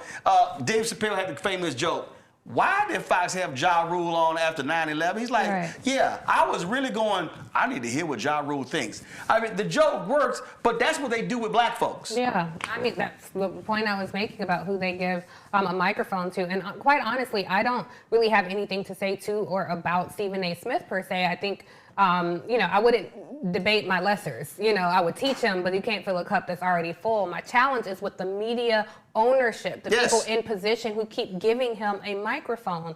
It's like they think to appeal to black people, you appeal to the lowest common denominator. It's either that or to make white people comfortable, you put a dumb person on TV across from a smart person. And so now you feel better about yourself because I'm not racist because I had this stupid ass on my show and asked him his opinion. And that person does not speak for black America any more than Van Jones speaks for black America. We are not a homogenous group. And so instead of finding intelligent people to have a healthy exchange of intellectual ideology, they don't do that. I wore a Malcolm X sweater on Abby's show the other night, which I struggle with. I had really, as a challenge going on that show, sitting across from people who are dehumanizing, quite frankly. They don't never call me. Yes, I know. That will never happen. But so many people the panelists had so much to say during and I don't say anything to anybody. On the commercials, I'm like, don't say shit to me. I don't care where your kid's going to college. I don't care what you're doing for the holidays. I don't care, I don't have small talk with those people. But they had so much to say about my shirt. It was the iconic photo of Malcolm X at the window with the gun in his hand. And I just thought of the ridiculousness of that. Like, you're sitting here defending a woman getting shot in the face by a masked man who was filming it. Right. But me wearing this sweatshirt, you can't even sit here and formulate your thought properly because you're so distracted by what I'm wearing. And in that set, I'm considered the controversial person. But Scott they supposedly love the Second Amendment. Precisely. But the things they say and the things that people get taken off air for, like Mark Lamont Hill, for example, I do not believe Mark to be an anti-Semitic person at all. Right. I think he was making a point long before it was cool or okay to say I support Palestine, and he was taken off the air. But at the time, Rick Santorum would go on there and say all kind of offensive shit about black people, and they had him time and time again. If you hear things Scott Jennings says on that network, I was live on air with Scott, and he was so frustrated that he couldn't answer another panelist's questions. He said, well, maybe I don't care about your stupid fucking question. How about that? Imagine had I said something like that. I would have been escorted off set. Right. So it's still this double standard that is so incredibly frustrating, Roland. I just can't take it. But anyway, can we talk about my book? No, we are. Hold on a second. I got panelists. They got okay. We got your book. Breathe. Randy, what's your question for Tiffany? So, Tiffany, I'm just so happy to see you. I'm a big fan. You talk a lot about the power we have as the audience, because right now it seems like the media I don't know if it ever has, accepted black people who will speak different truths, particularly truths that make white people uncomfortable. So what do you suggest we do to use that power and to say, you know what, we won't even watch these shows anymore if you're not going to be representative to us? Thank you, Randy, for the question. I'm very happy to share the screen with you as well. So I would say, first and foremost, support independent media. Roland, for example, has this show, and people go where folks are tuning in. Yet, I hope you don't mind me sharing that sometimes it's challenging to get people to come here. So if somebody's running for president, running for office, if it's a good get, as we say in the business, they think, let me run to the CNN morning show, even though significantly less people are watching that show than they are Roll show. So we overwhelmingly support our platforms, like my sister Joy Reid, like our good friend Michael Harriet with Contraband Camp in print. If we overwhelmingly elevate, uplift, support, post, share responsibly, things that we see here, I think that could really shift the media landscape and stop placing value on these white platforms. So many people think white is right. They think white folks' ice is cooler. And so even with black folks, it's like you will run, entertainers will run. I saw so many hip hop artists go on Ari's show, and this is no diss to Ari Melber, but you gonna go on Ari's show and I can't get you on my show? Joy couldn't get you on her show? He is a guest of hip hop culture. We are born of it. And so I think all around the audience, if you're an influencer, somebody worthy of being interviewed, I think we have to look to ourselves and start supporting our own platforms. Mustafa. Yeah, well, Tiffany, it's good to see you. Hi, Mustafa. I want to give you your flowers for all the black folks you brought onto your show, myself included. So I just want to say thank you. The book. Could you talk a little bit about your journey in the creation of the book? Yes. And folks, the book is called Love Me, A Letter to Black Women in a Toxic Country, Career, and Relationship. Yes, thank you for that question, and thank you for having me on the show to talk about it, Ro. So the book is available for pre-order now. The official pub date is May 5th, but please, everybody, order it now. The formation of the book is, you know, when my show was canceled, and thank you for coming on my show and being a guest, Mustafa. I love having you on. I love having Ro on. But when my show was canceled, I was so devastated. I was so shook by that because my entire life I had spent a lifetime since I was 15 years old in the field of journalism. And so to be so dismissed by my career and be attacked by a network, I didn't know what to do with myself. And then I started dating someone and I was just on cloud 9, honey, okay? I just thought, oh, well, this is some balance, you know, if this is what I had to suffer, then he and I will live happily ever after. And then that didn't go right. And I just thought, man, my career is sinking. My heart is broken. And at that time, America decided that Black women were the face of the enemy. And I was talking about it with our good friend Van Newkirk, an editor at The Atlantic, and he said, damn, you sound like every Black woman I know right now. And so I thought about it. I said, yeah, we pour our love into this country, and it doesn't love us back. We pour our love into our men, and we don't always feel love back. And we pour our love into our careers, and our careers are certainly not loving us back these days. And so I use myself as a variable, as a tiny microcosm, and then I branch out at the 1,000-foot level. So I tell all my business. I'm being very unfiltered about things that happen at MSNBC, things that happen in my relationship, who was Roland's frat brother, by the way, but that's a whole other story, and things that happen in the... Mustafa's an alpha too now. All right, well, you know, y'all got some shady people in the group, but anyway, I share these things with the intention of reflecting to my sisters that you are not going through this alone, and trying to give us some hope, because as we talk about saving America and what we're going to do and how we're going to save it, I think we have to first give ourselves something to believe in. So I wanted to give a mirror reflection to Black women to say, yes, sisters, I too am bleeding, I too am crying, but I am in these trenches with you, and I know in your arms and in your company, I am safe. And so this letter really is me bleeding on the pages. And look, I hope the book is successful. I anticipate it to be successful, but truthfully, if this book sells 3,000 copies or 300,000 copies, the one thing that I ask, that I pray for, is that Black women will tap into deeper self-love and that I have made Black people proud. That is my only goal with this book, particularly with Black women. I hope they feel seen, and when they see me and they've read the book, I hope they feel like you did that. I felt like you spoke for me. I felt like you wrote my thoughts. That would send me to tears every single time, a lot faster than making the New York Times bestseller list or any other of the bestsellers list. Is for my sisters. I think, first of all, you just talked about, and Randy, you're going to be able to ask a question about the book coming up next. And also, hey, I know we're going to go to headlines. Let Brittany know if she has a question for Tiffany, then I'm going to go to her too. So let me know if she has one. When you talked about the show and even the relationship, I think one of the things that I think that we have to learn, whether you're men or women, you're man or a woman, that one, a show, a job, a relationship, a church, a whatever, that doesn't define you. Mm-hmm. And I think, I love the movie The Insider, which of course was about the 60 Minutes and the whole tobacco scandal. And there's this great scene where Al Pacino is playing Lowell Bergman, 60 Minutes producer. And he said, Lowell Bergman in 60 Minutes, I wonder if my calls get returned if that's not at the end of my name. And I think that right there, I think, is an issue for a lot of people in that they are defined by that. I'm so-and-so MSNBC. I'm so-and-so CNN. I'm so-and-so this. For sure.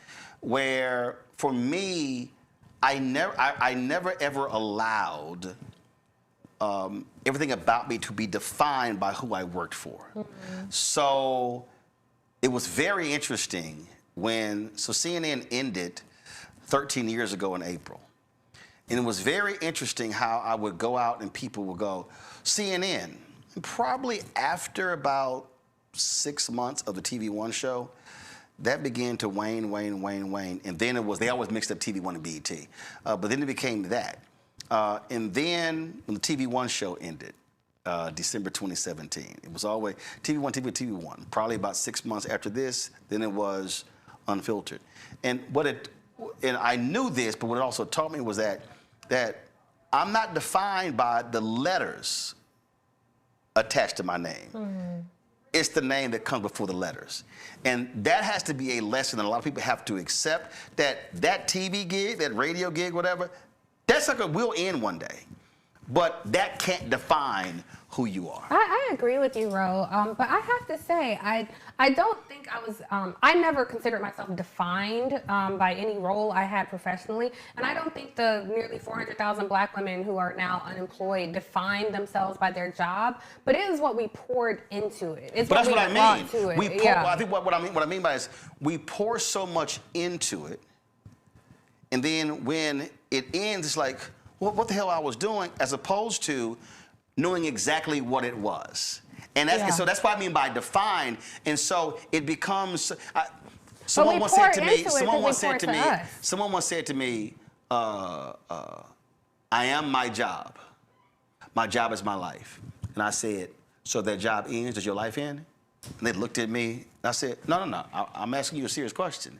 If the job ends, and the person had to grapple with that because they went, oh, I didn't realize I said that. And I was trying to get them to understand that we can be committed to a job, but I hear you, it's but not just us. I don't think Black women feel that way, to be honest. I don't think we walk around with our company letters on our chest. Some folks do. Some folks do. We know some of those. I've had to deal true. with some people and help them through that. But our work so often, like our humanity butts up against our ambition. You know, our work so often. I mean, you think about the Black women in the federal government. Like they were living in service. They had a role to play. Yeah. You know, it wasn't just about this was a path us for the middle class, but it was living in service to our community. This was a way we could move dollars. We could provide goods and services to people. And every Black person I know, when we are in these roles, we're not like, oh, I'm so happy to be working at this Fortune 100, it defines me. It is, oh, I am defining my service to my community through the platform that afforded me right now. I never was defined by MSNBC, but I certainly thought I am going to use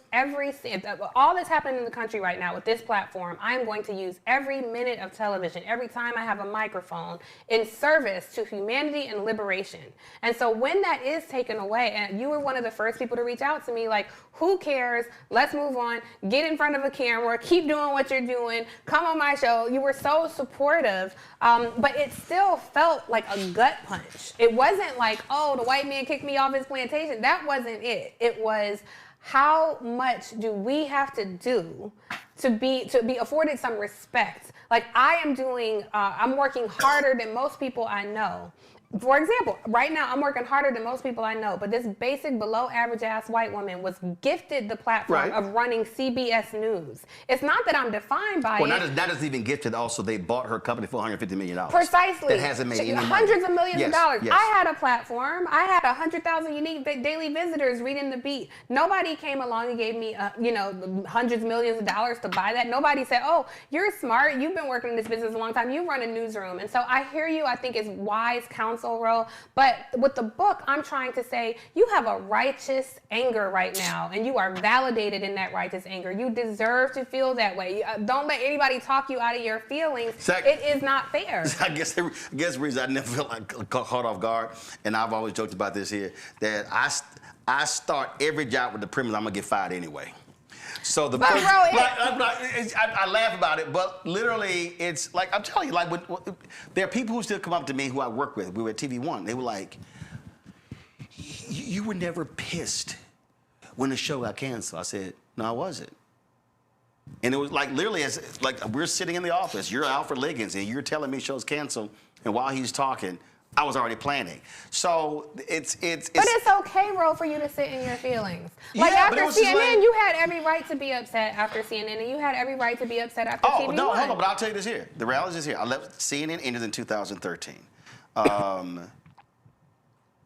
2009, I joined 2007. 2009, I brought a sponsor to the table.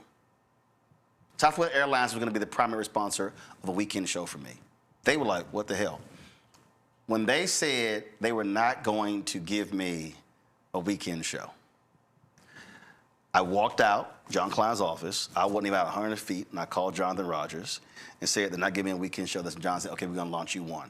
But when I walked out of that office, the moment he said that, I said, I'll never get a show here. I'll always be a contributor. This was the mindset. CNN from this day is about to become my personal venture capitalist for what I actually want to do.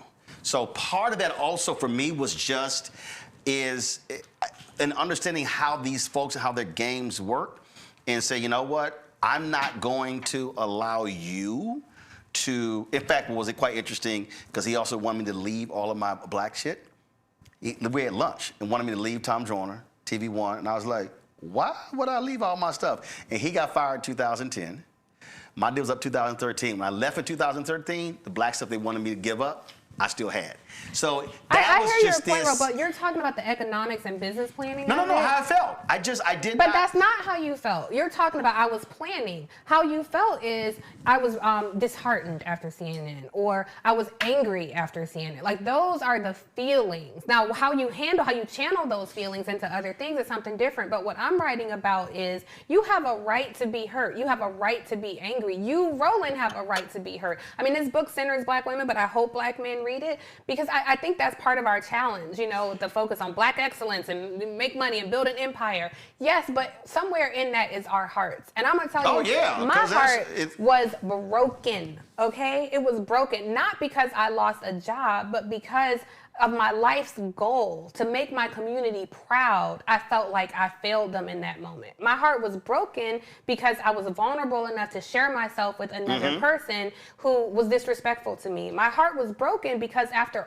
all that black women have done in this country and for this country, the country looked at us and said, fuck you. My heart was broken then, and my heart is broken today. So yes, I talk to you all the time, and you tell me we got to do this, this, and this. I agree. That's a strategy. But I have the right to stand in the righteous indignation of my anger and my pain, and I think we have to take a moment to feel that, to have the strength to get up another day and keep going. And for the person who, so in doing that, having a broken heart, how long did you go, I got to mend and move on? Because the reason I'm saying that, there are some people who stay in that state. I dealt with a person who, working with somebody who had been broken 20 plus years ago and stayed that way and was provided opportunities and they still were stuck in that. So how long were you in that state? So I don't like putting a timeline on how long somebody should feel. But I think how long did you say, okay, you know what, now let me... Bro, I'm still in that state. Got it. But I'm putting one foot in front of the next. I'm moving with a broken heart. Like so many other black women across the country, I am moving with a broken heart. I'm blessed to be surrounded by people like you. Ro and I are in a group chat that's really like family. We talk every day, all the time. And argue, cuss, piss everybody off, love, share. Like family do. Yes. Yeah. But then in that group chat, there's a bunch of women, and the machetes. We have our own group chat, and they take trips and shit. Yeah, we see the Instagram. But when I'm sinking in the quicksand of my life, those are the people who are pulling me through. And yes, and they might be heartbroken while they're pulling me through. Like if we're gonna cry together, but we continue to work. And I just don't want people to think, oh, I gotta wipe these tears, and I can't feel. I gotta swallow this down. Like no, you can feel with that broken heart. But I take your point, Ro. We have to move as well. So I'm trying to do both. And the only reason I asked that question because unfortunately I know some people who are still stuck and they're there and it's like, okay, when we going? They need some encouragement. Right. They need somebody to hold their hand and pull them along. And that's a thing that you can have a broken heart. You can go through pain. You can be angry, pissed off, but you can also still move. And it's okay. Most times, but for a minute I couldn't move. Right. For a minute, I did have to sit in my stillness. Randy, your question about the book. Does Brittany have a question? Y'all didn't talk to me. Y'all need to talk to me. Okay, first of all, you ain't pressing the button. I can't hear you talking. So please use the microphone so I can hear y'all talking to me. I done paid thousands for a new audio system to make that shit work. Okay, Randy, your question for Tiffany about her book. Before I ask a question, I have to first tell Tiffany that, honey, sister, you have made us so proud. When you say that was your mission, you have made us proud. I know I'm speaking for scores of us out there, and you continue to make us proud. Thank you. So thank you. Thank you. Two, I know when you have those moments where you realize, like, you know what? I mean, I think a lot of Black women are experiencing now. Certainly I have, where you're like, I have done everything right, and still white supremacy is holding you down. Has that realization helped you to say, you know what? Fuck it. I'm going to write my truth. I'm going to put it all out there on this book. Because we know when we speak a truth that makes them uncomfortable, since you are speaking about, your professional life too, that it could hold you back in the long run. I mean, in those traditional ways. Did it free you up a bit? Do you think that maybe you would not have been able to write so courageously had you still been in, doing what you were doing? So I have to say, I was freed up a little earlier in life. I never felt handcuffed by white supremacy. I imagined a world where my truth would be okay to profess because their truth is okay to profess. I made a point. I didn't code switch on my show. They're out here, them and their kids trying to sound like us. So I was determined to sound like me. I dressed how I wanted to dress. I talked about things that I knew other people, all across America were talking about. And so I was always free. And I think that was part of the challenge of why my show was canceled, because I was so free. So I would say I'm no more unfiltered in these pages than I've always been. Really, this is, I hope, an invitation to other people to be free, because I feel like if you're always going to land in peril anyway, then why not be a revolutionary? And so for at least 25 plus years, I hope I have lived my life as a revolutionary. And I think courage is contagious. And so that was the intention of this book, to give other people courage, to offer a testimony, and to validate all that we're feeling right now. Like, Barry, I don't know you, we haven't been to each other's house for Thanksgiving, but I know you. And I just by nature of you being you, I know you. Now, if you want to go to a Black restaurant in D.C., call Randy. Okay. She know all of them. And speaking of Black-owned establishments, I've been online trying to order the book, and I'm not seeing it for pre-order on Mahogany Books because I'm going to order. It's not there, but if you actually pull up my iPad, if you go to hatchetbookgroup.com, HACHETTE. bookgroup.com. It is available for pre-order. So the easiest thing to do is in the search box, type in Tiffany Cross, book will come up, and then you can pre-order the book, hardcover, ebook, as well as trade paper book as well. And audio book. Yes, audiobook is here as well. All four there. But I hope people do the hard copy because I was intentional about the cover. If you combine the colors of the American flag, red, white, and blue, you get variations of that purple. And with the woman, I made it like decorative, so people would want this on their nightstands. I want y'all to buy whatever. Me too, but buy the hard copy. Don't listen to what Tiffany just said. I want y'all to buy it however you like, but get the hard copy too. If y'all want the ebook, if y'all want the audio book, if y'all want the paperback book, large print, buy it. Damn all that. I just wanted them to have something hard. I feel you. Listen, if y'all don't do that, print the damn cover Listen to Ro. Print the cover out and hang it up, put it in a frame, but buy it on whatever platform. Brittany Noble has a question. Tiffany, I just really appreciate you for being so candid and sharing your story. And I know what it feels like to be stuck, if you will, if you had a bad situation in the newsroom and, just trying to move forward. One of the questions for me is about love. I know that you experienced a little heartbreak from an alpha. Are you still open to Hey. Let's be real clear, okay? She experienced heartbreak from a dude. Okay, let's be real clear. You ain't got to say from an alpha. I mean, we got 500,000 alphas. I do love my brothers, but for real. Are you afraid of opening yourself up again? Or what's your advice to us that are still looking for love? I have never been closed. I believe in love. I am a believer in love. And I think Black women can be love's savior. I just don't think we can do it alone.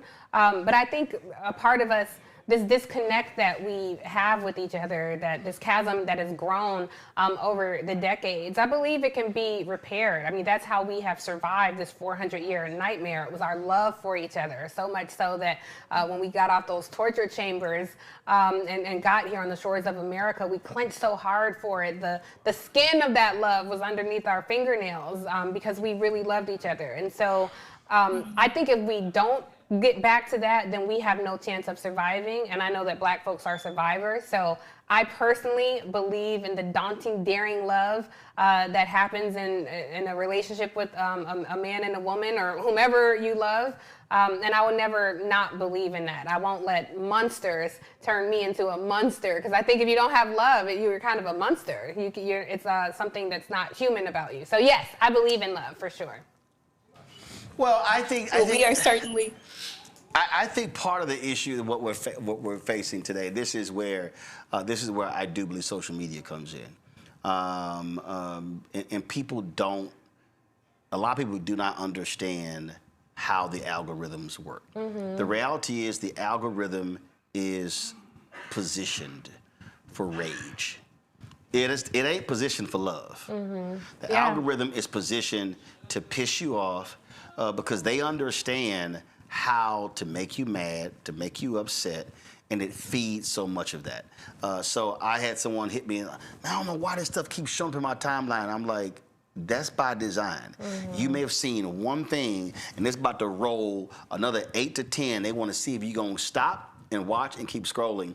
And so many people are getting this stuff from this because we've actually stopped having conversations. Mm-hmm. And that was one of the things that during COVID, I said, I really hope once we come out of COVID, I said, I hope people will not go back to normal, but I hope people will embrace the value of just getting together for dinner, for drinks, having a party just because, inviting folks over for games or whatever. Talking, not texting.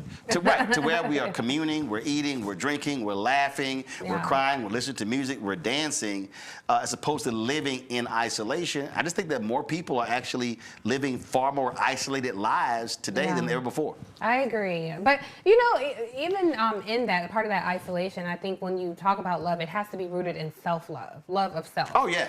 So when you have so much love for yourself, the overflow is what you offer to someone else. And I think the isolation teaches us to hate ourselves because you're comparing yourself to filtered versions of other people, to someone's highlight reel. So please, for God's sake, get off the phone. You know, like people are constantly like this consuming phone slop, and that makes us ignorant to what's happening to the world around us, but it also makes us fearful of traveling our own interior world.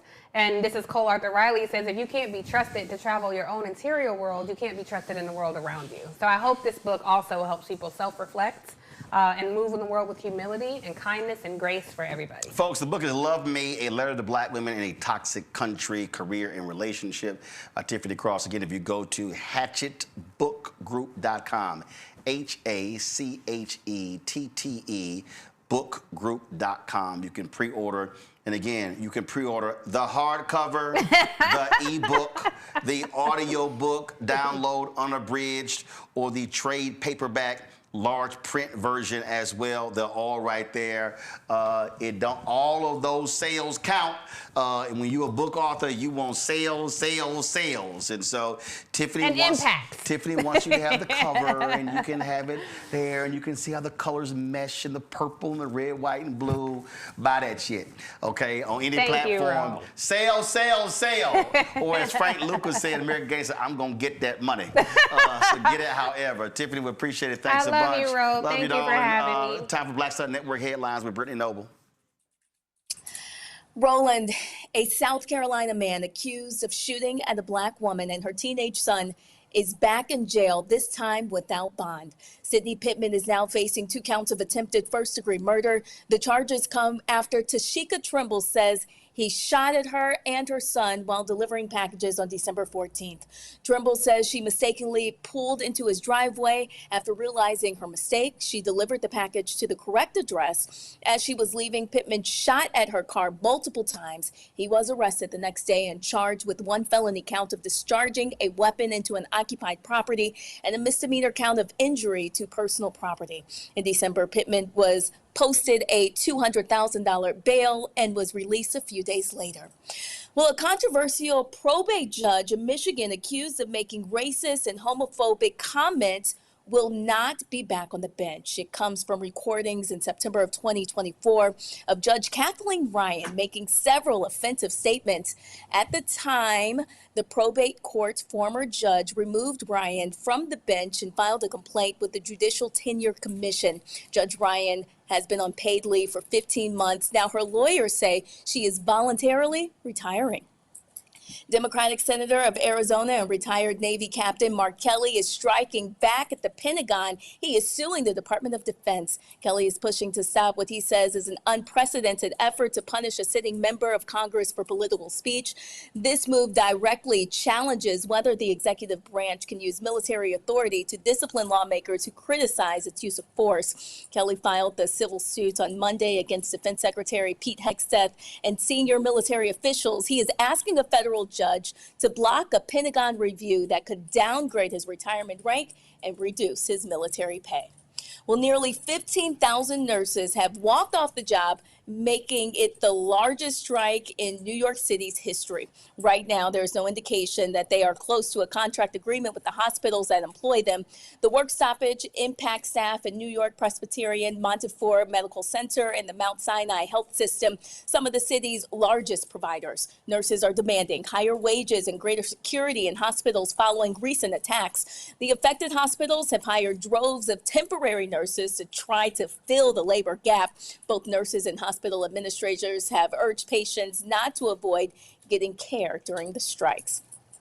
Also, the University of Cincinnati launches a new grant providing free tuition to students from families making under $75,000. The program is called the Bearcat Affordability Grant. It kicks off this fall and will offer students pathways to tuition-free education. The initiative is only for Ohio residents who are eligible for the federal Pell Grant. In 2018, UC launched its Next Lives Here initiative to expand access to higher education for students. And since its launch, the university has grown by nearly 9,000 students.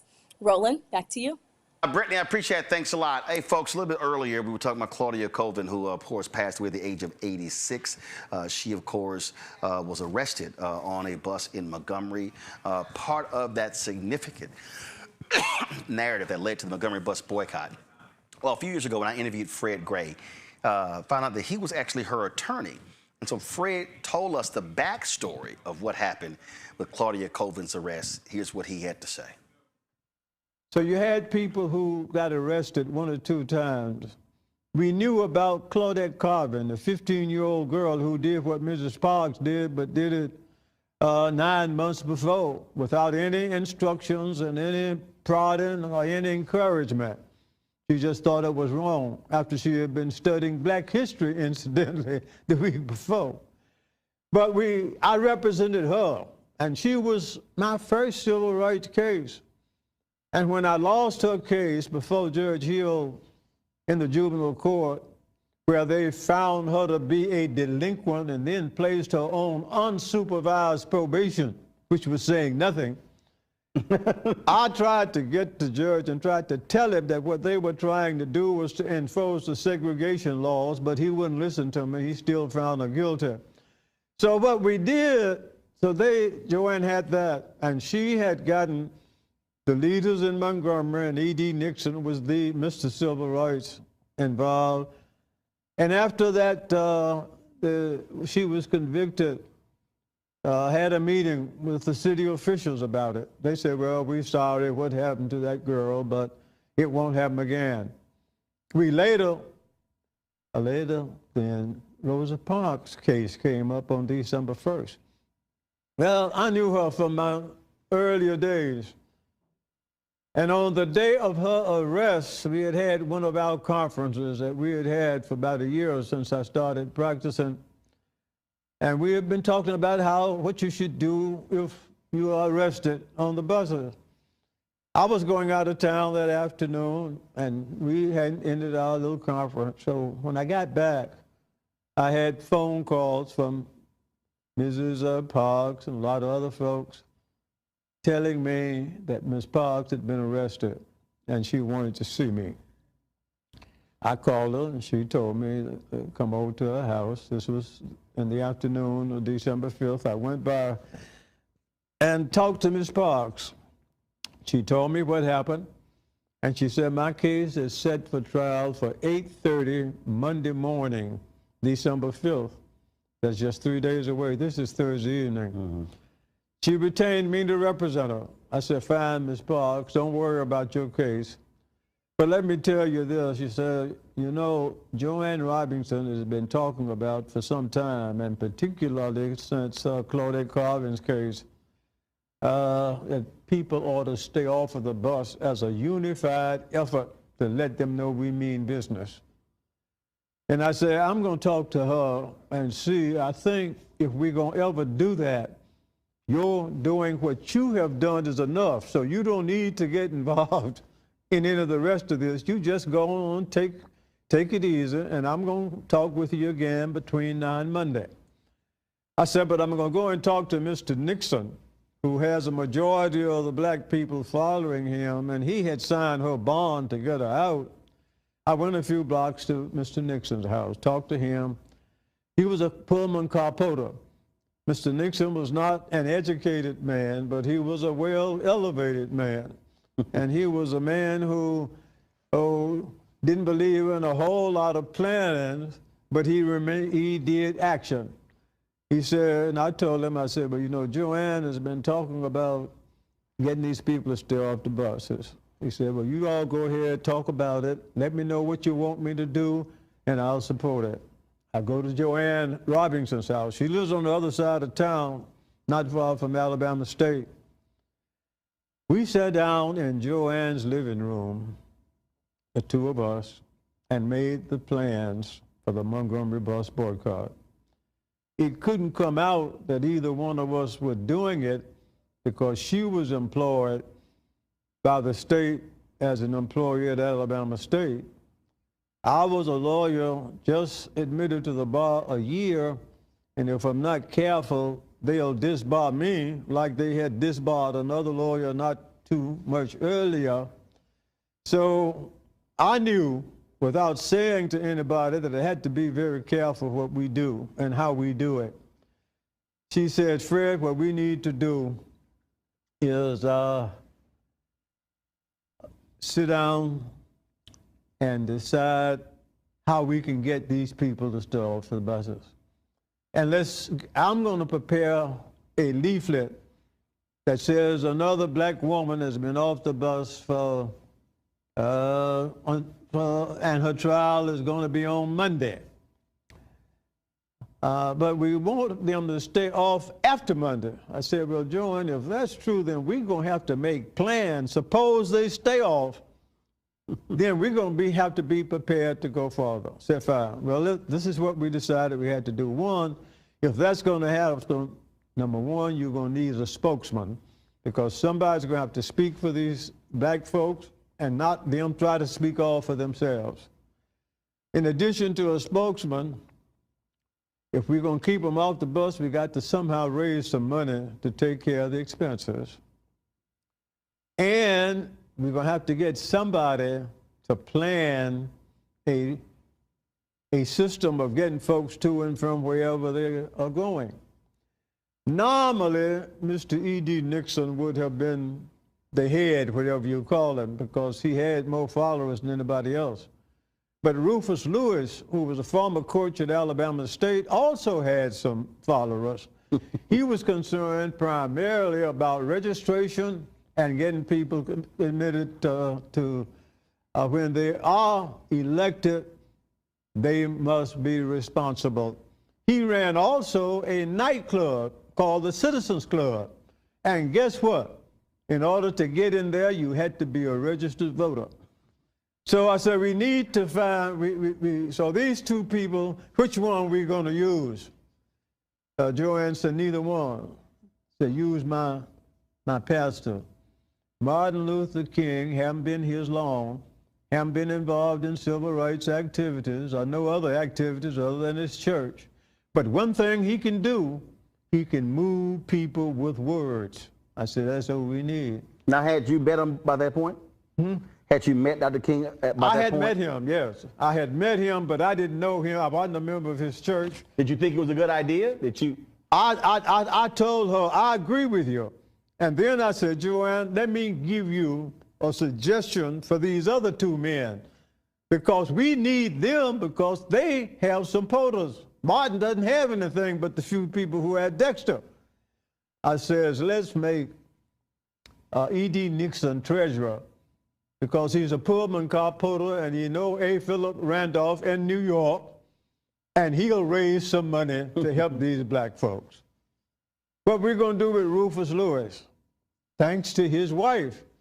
His wife is half owner of Ross Clayton Funeral Home, the largest funeral home for blacks in Montgomery then and still is. And they have cars. We need cars to transport people, and they have somebody who drives those cars. So make him chairman of the Transportation Committee. And then you're going to, believe it or not, you're going to need something else. You're going to need a lawyer. Well, here am I, send me. Those were the plans that we made. Martin to be, Dr. King to be the chair. The spokesman is what we call them. Mr. Nixon, the treasurer, Rufus Lewis, chairman of the Transportation Committee, and Fred Gray was legal for doing the legal adversion part. Our responsibility was to get that word out to other people so that when the official meeting took place at Mount Zion AME Church, Dr. King was selected chairman before he got to the meeting. Rufus Lewis was elected chairman of the Transportation Committee. And of course, Mr. Nixon was selected as treasurer, and Fred Gray had the responsibility of doing the legal work. And that seed was planted and passed on to other people. And when other people made the motions in the meeting, they didn't know where it came from originally. Some of them even thought they originated it themselves. And I take it you and Joanne shot each other looks like?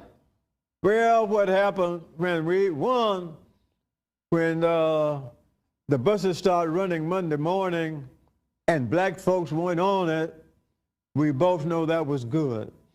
Then we knew we had to go and have Miss Parks' case. Well, I knew they weren't gonna find her not guilty.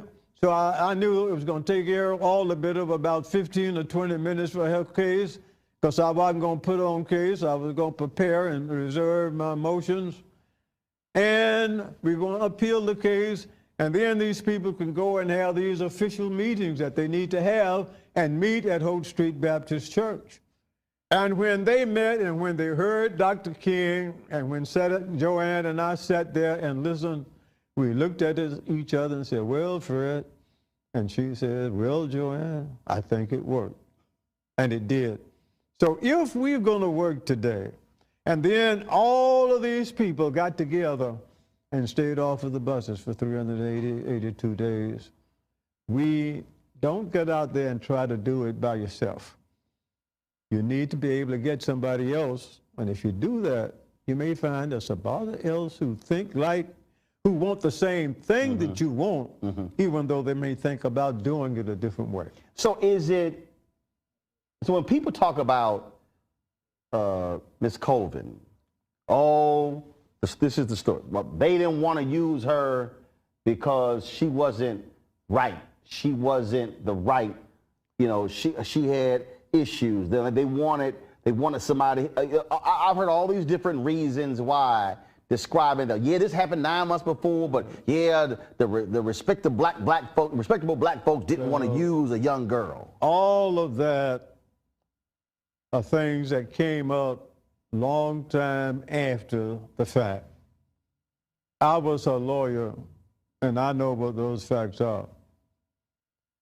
And I did not determine not to file a suit on behalf of Claudette because, as some people said, she were expecting. Whether she was or was not a material fact to me. It's something I would take into consideration. But the reason we did not file the lawsuit for Claudette is because the community itself, there was a difference of opinion in the leadership of the community as to whether we ought to do it at this time. And a lawyer represents clients. And while Claudette would have been ready for me to have filed a case then, I would rather to have done with her case what I later did with Ms. Parks' case. Folks, you can check out that Fred Gray interview on our YouTube channel, Blackstone Network app. It's a fascinating conversation. And again, our condolences go out to Claudette Colvin's family. Folks, that is it for us. We want to thank all of y'all for watching the show. Please do us a favor. You want to join our Bring the Funk fan club, please do so. Our goal is to get 20,000 of our fans contributing on average $50 each a year. That's $4.19 a month, 13 cents a day. That raises $1 million to defray the cost. And listen, it's $195,000 a month to run the network. So this show, we're launching Brittany Noble's daily show. We're launching a health show. We've got 3 other weekly shows that we have as well. And so between staff and rent and all that good stuff, listen, it's real. But the work that we do is critically important in terms of stories that we cover. And so if you want to contribute via Cash App, use a Stripe QR code. You see it right here. That's also for credit cards as well. If you want to send a check and money order, make it payable to Roland Martin Unfiltered, P.O. Box 57196, Washington, D.C. 20037-0196. If you want to download the Black Star Network, first of all, I'm sorry, PayPal, R. Martin Unfiltered, Venmo, RM Unfiltered, Zelle, Roland at RolandSMartin.com, Roland at RolandMartinUnfiltered.com. Download the Black Star Network app, Apple phone, Android phone, Apple TV, Android TV, Roku, Amazon Fire TV, Samsung Smart TV. If you want to get our Roland Martin Unfiltered Black Star Network swag, be sure to go to shopblackstarnetwork.com. Yes, black-owned media matters. Also, don't blame me. I voted for the black woman. All those shirts, their hoodies, their crew necks, zip-ups, everything is on shopblackstarnetwork.com. And again, we had, of course, the candle company on earlier today, Multifaceted. We got the other products. You see all these products right here in our studio. Those are all black-owned companies. And then you can get those products at shopblackstarnetwork.com. When you support those products, you also support this show. So we want you to do that as well. Last but not least, download the Fanbase app. Also, if you want to invest, they're almost at the goal, almost there. Go to startengine.com/fanbase for more information. Folks, that's it. And shout out to my Houston, Texas, Terrell. You look like a damn fool. Terrell was sitting there, Terrell Murphy, little Sigma in there, was talking all this trash yesterday. His sorry ass Commanders, they didn't make the playoffs. And his, they didn't play. Deshaun, Antoine and Henry, they Cowboys, they sucked. They did nothing. They didn't make the playoffs as well. So Terrell decided to run his little Sigma mouth trying to trash my Texans when his little sorry team didn't even make the playoffs. Oh, y'all gonna be joining us right on the couch. Oh, y'all gonna lose tonight. It's amazing how he was real quiet last night on the text chain. See, that's what happens when you write checks your sorry ass team can't cash. All right, so again, let me be real clear. I'm only conversing with playoff teams. If your team did not make it, then you should remain quiet until the NFL draft, because that's all you have to look forward to. Terrell, I'll see y'all tomorrow right here, Roland Martin Unfiltered on the Black Star Network. Holla!